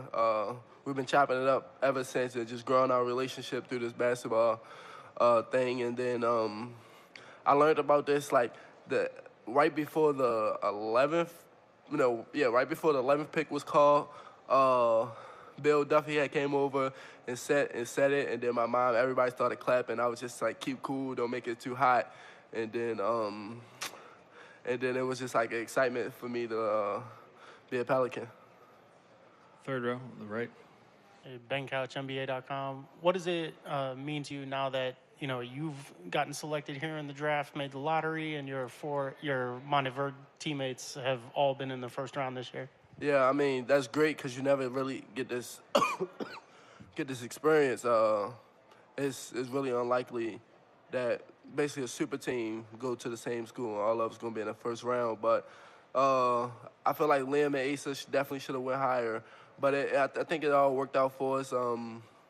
God have a plan for us and stuff. So I think it's amazing. All four of us is gonna not share the same court at the same time, but all four of us gonna have a chance to play against each other. Second row in the middle. Derek Schmidt-Dewey here from In the Know. Just when a team just aggressively pursues someone, so that's what they did with the Pelicans, they moved up to get you. How does that make you feel that they want you like that bad to just come jump from 23 all the way to where you were selected? It shows how much faith they have in me, how they believe in me, how well I can fit with their program, the system. Like they just like. I'm not gonna prove them wrong, so I'm just glad that they had a lot of faith in me and trusted me. Second row on the right. What's up, Derek? How you been? Been good. How about you? So I'm chilling. You struck an NIL deal with Dairy Queen. Congrats on that. That's dope. Thank you. And your name's Derek Queen. You're about to play in Smoothie King Arena. I don't know if you have a nickname as of now, but there's got to be something there with that. What do you think about that? Yeah, I mean, it's a lot of creative people out here, so I don't know what they gonna do. They might call Queens and Kings or something like that, being creative. But whenever probably the season start, it's probably gonna feel out work out. Queen of Kings. That's dope. Definitely. Last question here in the middle. A guy like Zion, just what do you know about his game, and how do you see yourself fitting with a dynamic player like that? When Zion is playing, he's very dominant. He a killer, and I can't wait to talk to him, and I'm excited to be his teammate. Can't wait to talk to him, pick his brain, asking questions about the game, and just he probably gonna have me doing rookie duties, but just excited to have him as a teammate and been an all-star. So he's done it, and we got the same agent, so it's all gonna work out. All right, thank you, Derek.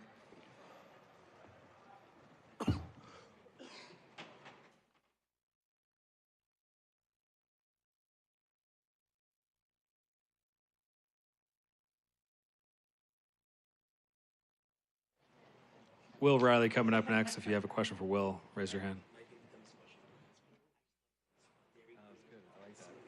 Yeah, Smoothie Queen. No, that's not that good.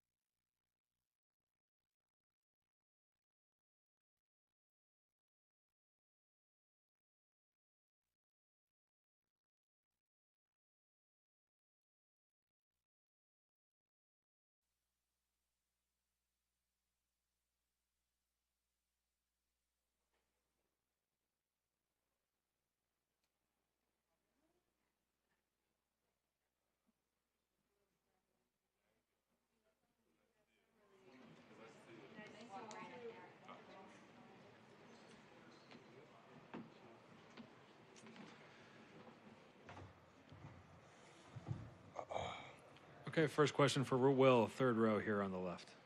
Derek Piper, Atlanta Inquirer. Will, congratulations. Could you just take me through the emotions of a day like this and what was going through your mind when you finally heard your name called?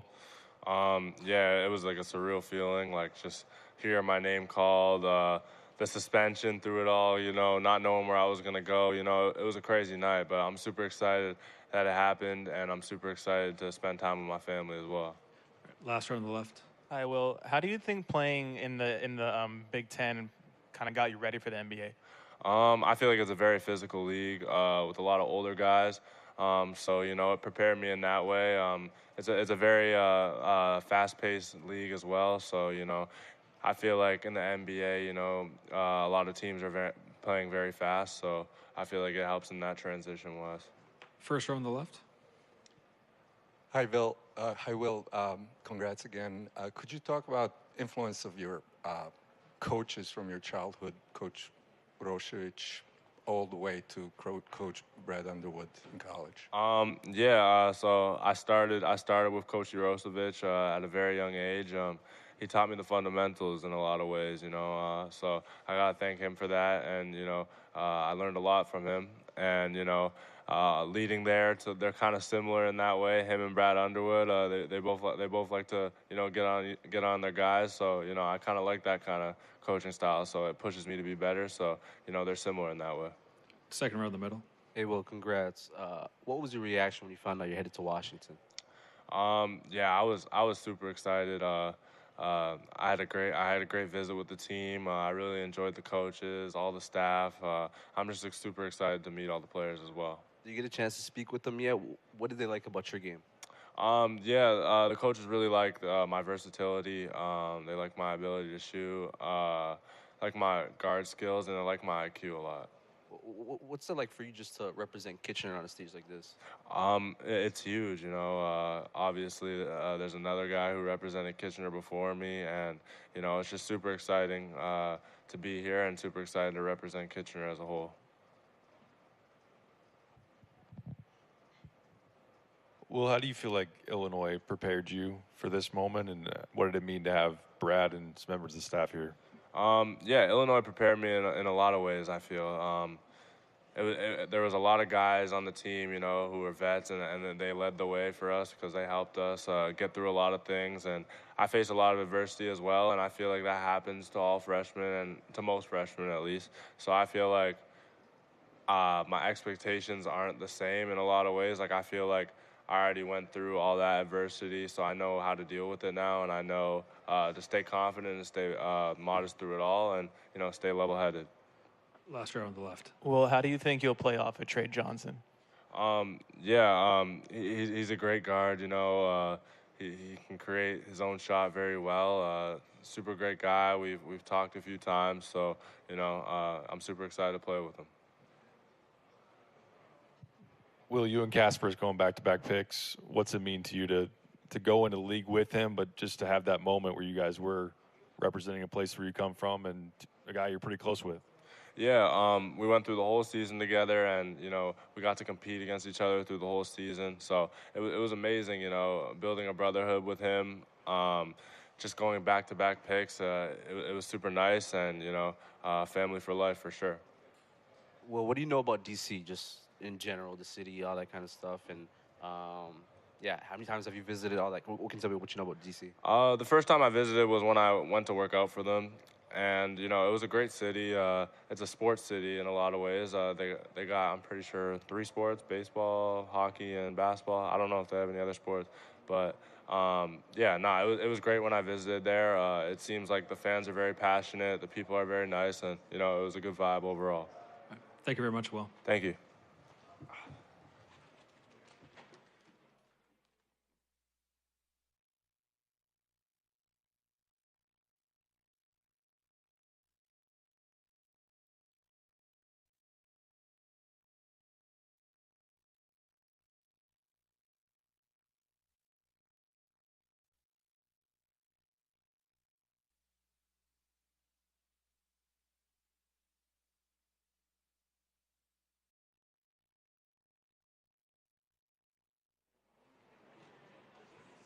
We have Asa Newell coming to the press conference room right now. Any questions for Asa? Please raise your hand. We'll start over here in the second row when he gets up there.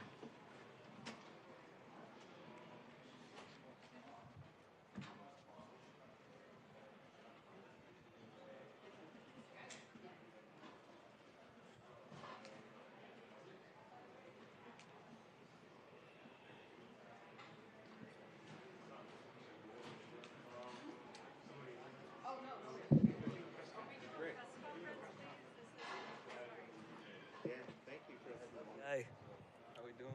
how you been? I'm doing really good.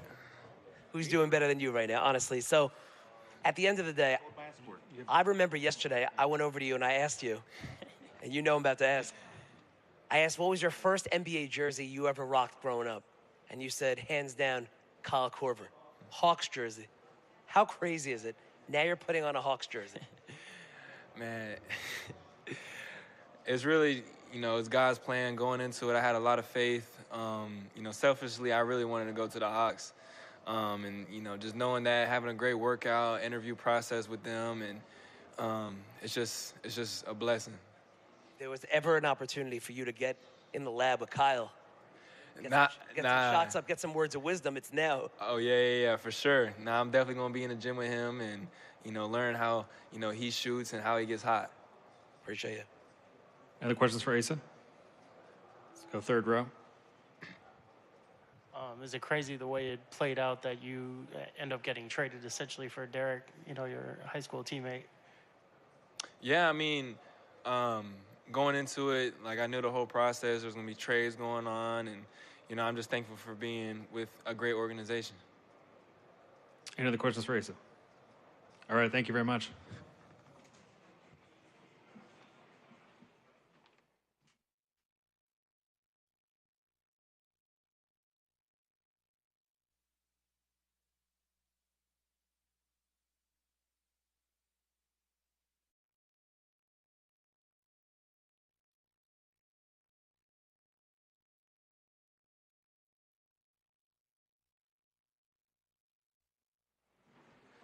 All right, questions for Liam McNeely. Let's start here in the back. Hey, Liam, congrats. Can you just take us through your emotions as, the picks keep going and, the camera finds you? What was that like as you were waiting? I got to watch all my guys get drafted, so that's pretty amazing. Cooper, Derek, Asa, Danny, Jason, Drake weren't here, but those are both my guys. I'm super blessed to be here. Any other questions for Liam? Liam, do you want to talk about who you really are looking forward to playing against in the league? Well, I think those guys, Derek, Cooper, Asa, those were my high school teammates, and going to play against them is going to be amazing. Follow up in the back. There wasn't any disappointment in how that you had to wait so long?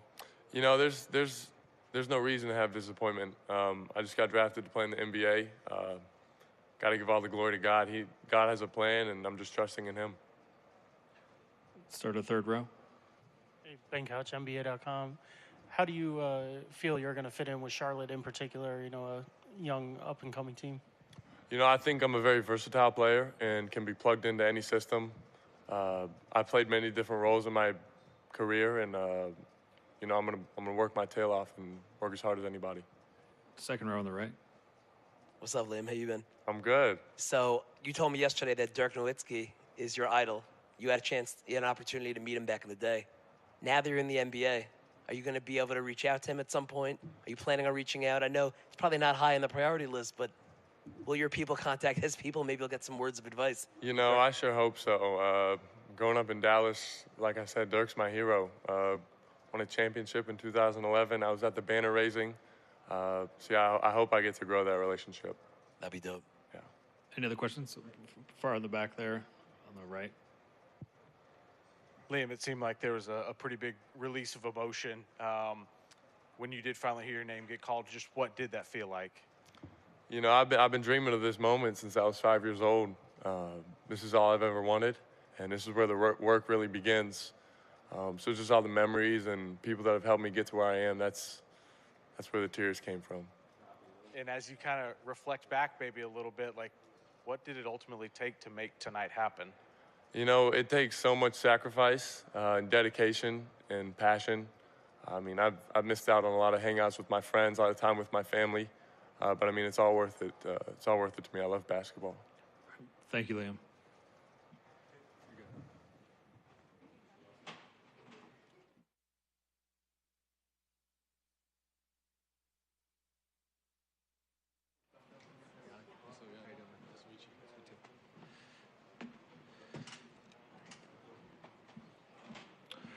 All right, questions for Yannik. Yannik, I want to talk about your experience tonight. I know you were picked out of the stands. How do you feel? Hey man, I feel grateful. Feel happy, excited, and just thankful, man. Like coming out here, having all my family here, getting called up from the Sioux, it's just felt amazing. First row here in the middle. Is there a certain feeling that comes with coming from the stands, like maybe hoping that you get a chance to make that walk to the stage the way you were able to? Yeah, it's like it made me like I was nervous up there. I'm like I really want to be there. Like I really want to walk up there, shake Adam Silver's hand. So I really got nervous a lot, you know. But I mean, I just let the night go on, and now I'm a Clipper. And when you look at that roster and thinking about playing with guys like Kawhi or James, you know, what excites you the most about getting to LA and getting to work? What excites me the most is all the stuff I can learn from them. Is both players skilled offensively and also defensively. So all this stuff I can learn from all the veterans there. That's what I'm looking forward to most. Any other questions for Yannik? All right, thanks, man. Yes, sir. Appreciate y'all.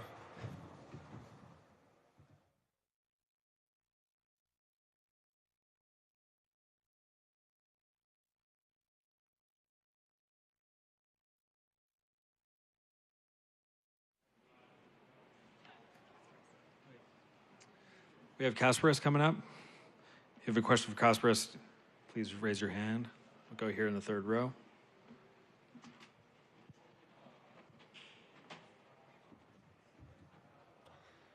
Caspars, congratulations. Could you describe just the emotions of today and what was going through your mind when you did hear your name called? Yeah, thank you so much.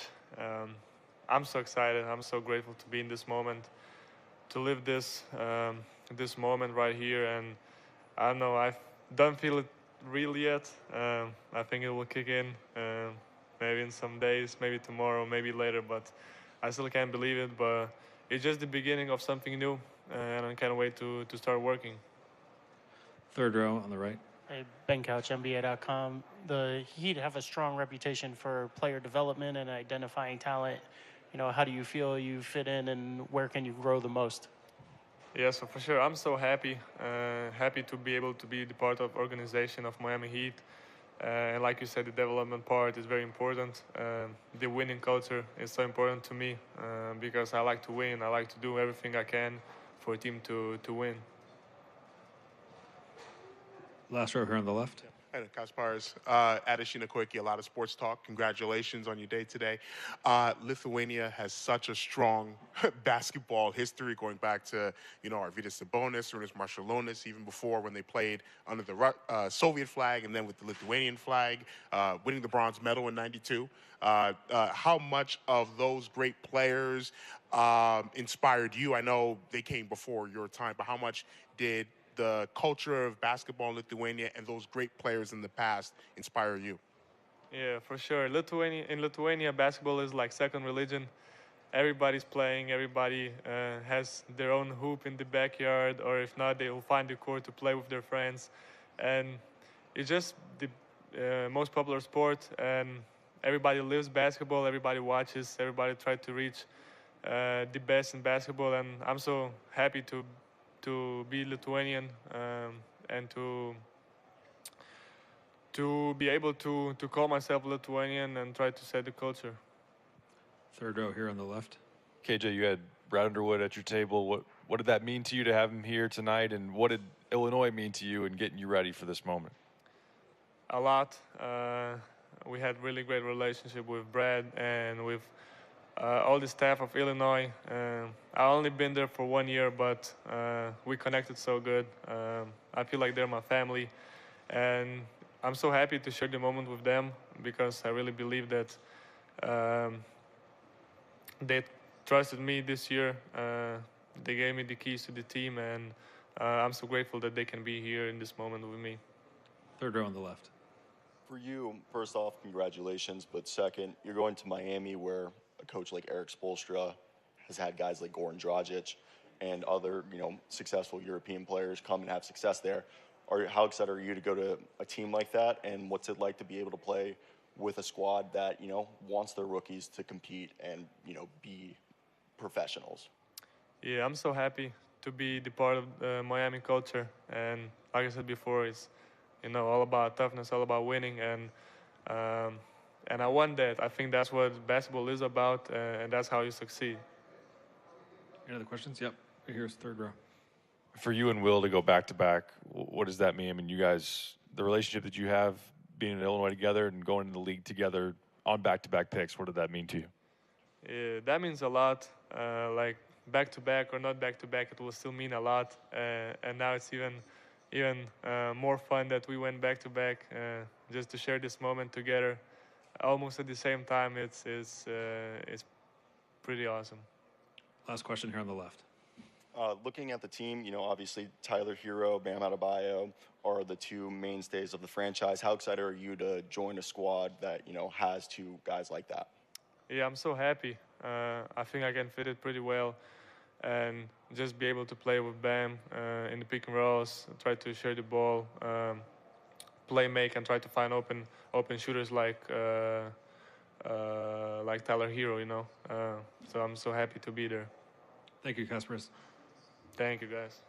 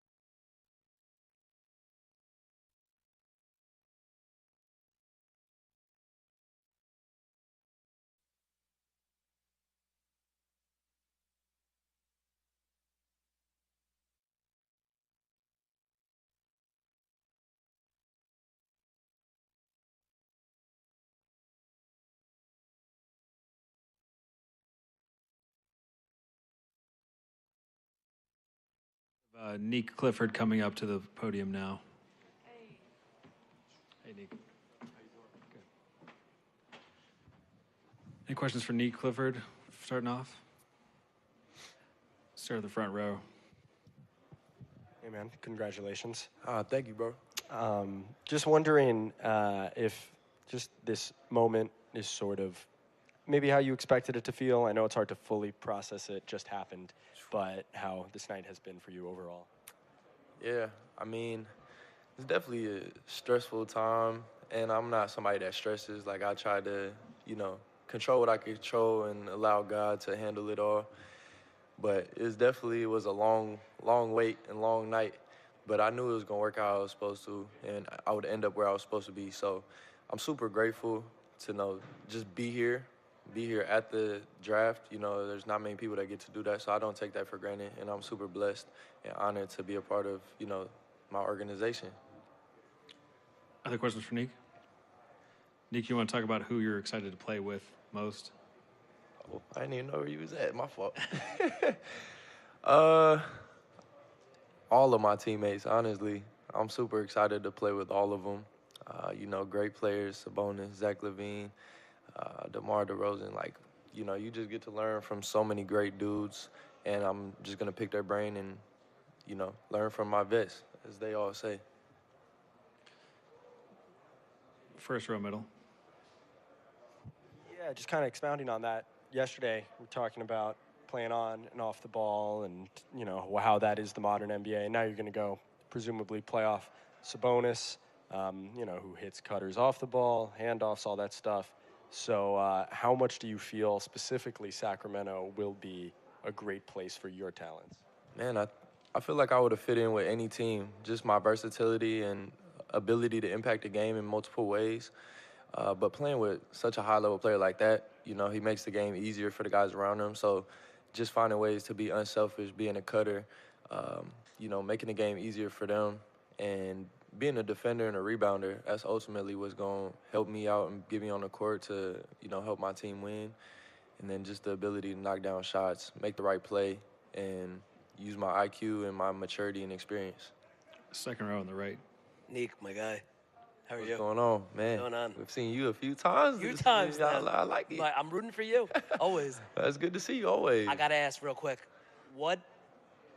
how'd you know that the Kings were going to draft you when you put on that suit? I know. It's crazy. It's God's plan, man. I said it, my favorite player was Kobe Bryant growing up. I was drafted number 24, and sure enough, I wore a purple suit and ended up going to a purple team. So, it was just meant to be. It was crazy, though, that it played out like that. Crazy. And I asked you yesterday, your first NBA jersey you ever rocked growing up, and not only did you tell me, but you had the picture to back it up. Yep. Tell everyone what you rocked. I wore that Kobe 8 jersey when I was a baby. Literally a baby. Yep, that was my idol. Dope. Appreciate you. All right, any other questions for Nick? All right, thank you.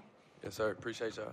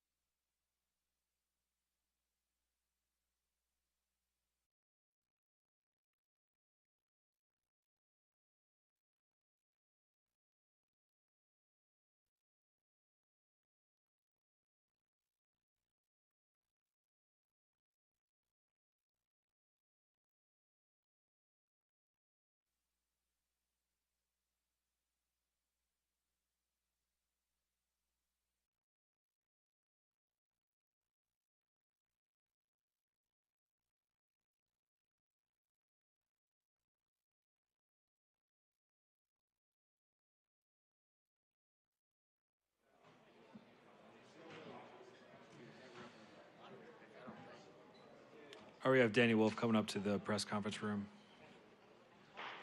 If you have a question for Danny, please raise your hand. We'll get a mic to you.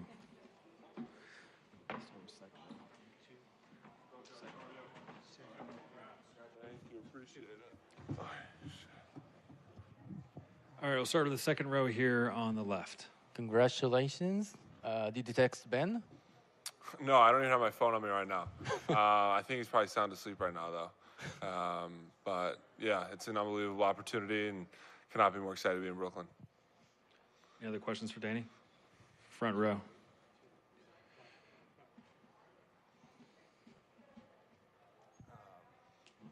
Well, first of all, congrats. And second of all, I'm wondering just general perceptions on being in Brooklyn as a city first, and then also what you know about the organization. Yeah, I mean, first impression is it's a dream come true to be here. Brooklyn's an unbelievable place. It's one of the best cities in the world. Great front office, great coaching staff. I really like the direction of where we're going, I can say now. But yeah, I mean, I'm just super excited to get to work. It's an unbelievable opportunity, and I'm just excited to be in Brooklyn and call this home. Last row on the left. Eddie, congratulations. We saw a big display of emotion from you, your family. Is it some mixture of you get a green room invite, but there's the pressure of you don't know when you'll be drafted? Is it achieving a lifelong dream of finally making the NBA? Or can you talk a little bit about just the emotion that goes into draft night? It's really hard to put into words. I mean, it's such a unique, special opportunity experience. In terms of being in the green room, I didn't exactly know how long I would have been sitting there for. I don't know if you asked me before, I wouldn't have said that this long, but it's what happened, and it's out of my control, and I ended up in an unbelievable place, and it's an unbelievable opportunity, and just going to use that as a chip on my shoulder, as a motivating factor. I mean, I don't think where you're drafted defines you. It's just a start of getting into the league, and I mean, it's kind of been my basketball journey thus far, is just kind of having to go step by step, and was under-recruited out of high school, unranked, so to speak, and Yale took a chance on me. I didn't play much, and went through 2 years there, and then went to Michigan. I still don't think people believed in me, and now I'm here and just have so much to prove, and just super excited to get to work, but just going to use that as a chip on my shoulder. Second row in the middle. Hey, Danny. Perry Mattern, team content with the Nets. Your mom kind of slipped in there that this is what you wanted. Like, she kind of, as you were doing the interview there, it's like, he wanted to go to New York. He wanted to go to New York. Was there anything kind of specific about your interactions with the Nets and just kind of this franchise, where it's going, that made you want to be a part of this?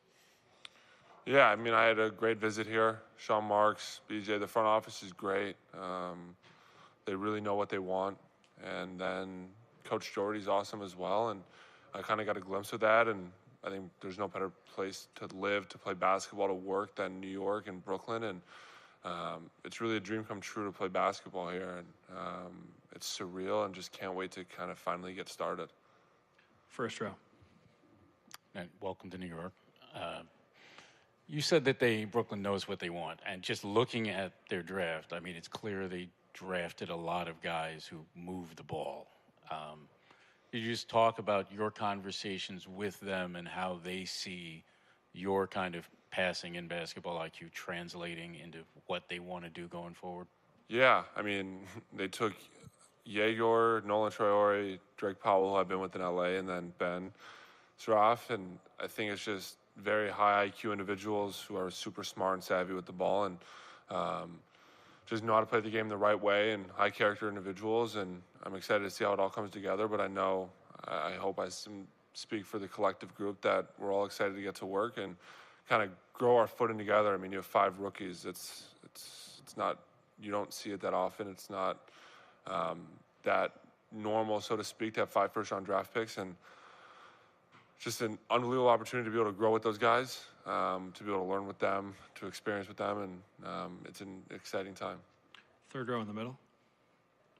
Danny, can you take us into your head a bit after that first season at Yale? Some people doubted you. You didn't play much. What did it take for you to persevere through that moment? Yeah, I mean, obviously, I didn't play much my freshman year, and kind of used that as an opportunity to grow and develop. And Coach Jones and the staff believed in me, and kind of used that for my sophomore year, and just put my head down and worked. And I got to where I was then. It's how I got to where I am now, and it's all I know is to work hard and who I am now is nowhere near where I'm going to be at the end of my rookie season. I know I'm going to be able to say that after each season, and I have high belief in myself and confidence, and I know what I can become, and I'm just going to work hard to do that and attain that and be the best I can be. Front row in the middle. You're a very unique player in terms of skill set, what you can do at your size as, a passer, ball handler, things like that. Are there any players, current or former, who you look at as kind of similar or a model of, how you could grow in the NBA, former, current NBA players? Yeah, I think, you look at all the European bigs who I'd try to take bits and pieces from their games. You look at Jokic, Şengün, Sabonis, Lauri Markkanen, Franz Wagner, Michigan guy. Just all these guys who are just so skilled, savvy, and make the game look effortless, and try to take bits and pieces out of all their games and just what they do, and try to just emulate some of those things. First row on the right. Hey, Danny, you brought up your time at Michigan, and especially, with the way the ball was in your hands and how you were deployed on the floor. In your conversations with Brooklyn, was there any talk about, any specific role you're supposed to play, or was it just more like open-minded, see, how you perform, and then they go from there? Yeah, I think it's open-minded. You have to earn whatever role you get, whether that's ball dominant, whether that's an off-ball guy. It's up to you to determine what that is, and just how you perform in practice, and you have to earn the coach's trust and belief and confidence in you. And I know that's what I'm going to do from day one. And yeah, just going to try to earn that as best I can, because I know what I can do, whatever that might look like, and I'm going to mold to the role best of my ability. But within that, just kind of keep working until I get what I want. First row middle. You brought up a couple of players, Jokic and Sabonis were two of the guys you brought up. Jordy Fernandez coached both of those players during his stops in Denver and Sacramento. Was that something that came up in, his conversations with you of, how he could potentially, envision your skill set fitting into what he wants to do? I think Coach Jordy's an unbelievable coach. I was sitting next to Coach May and just my agents at our table, and just going through the iterations of what's going to happen and how it's going to play out. And Brooklyn popped up, and they all raved about him, and as they did in the process. And I watched a good amount of Brooklyn games this year, and he's an exciting coach. He's super smart, and he's coached two of the best bigs in the world right now. And I know that I'm just going to try to learn as much as I can from him and try to develop in his system. Second row on the left. You talked about being excited to play in such a young team. How do you think you're going to stand out with so many rookies on the team? Yeah, it's a blessing. You have four other guys you got to share locker room with that are your class, and you got to learn with and develop with and grow with. Within that, it's up to you to kind of just be yourself, do what you do, and let the main thing be the main thing. I know it's been said, but I know how I play. I know my strengths. I know my weaknesses. I know what I'm going to work at, and it's up to me to do that. That's why they selected me. It's why they put their belief and trust in me and invest into me. And it's up to me to do with that as I want. And I want great things. So, last question, first row. Ben Saraf, obviously Israeli. You spent some time playing internationally in Israel. Do you guys have any prior connection or know each other through that? Yeah, it's crazy. It still doesn't really hit me yet, but I was supposed to play on the U20 team with him when I played in 2023, and then ultimately he decided to play on the U18 team. But I really got to spend some time with him there, and we'll communicate here and there over social media. But from what I've heard, he's an unbelievable kid, and just watching him, he makes the game look so easy, effortless, and it'll be really exciting and fun, and a great opportunity to kind of be with him and grow with him. Thank you very much, Danny. Thanks, guys. Appreciate it. Happy to be here.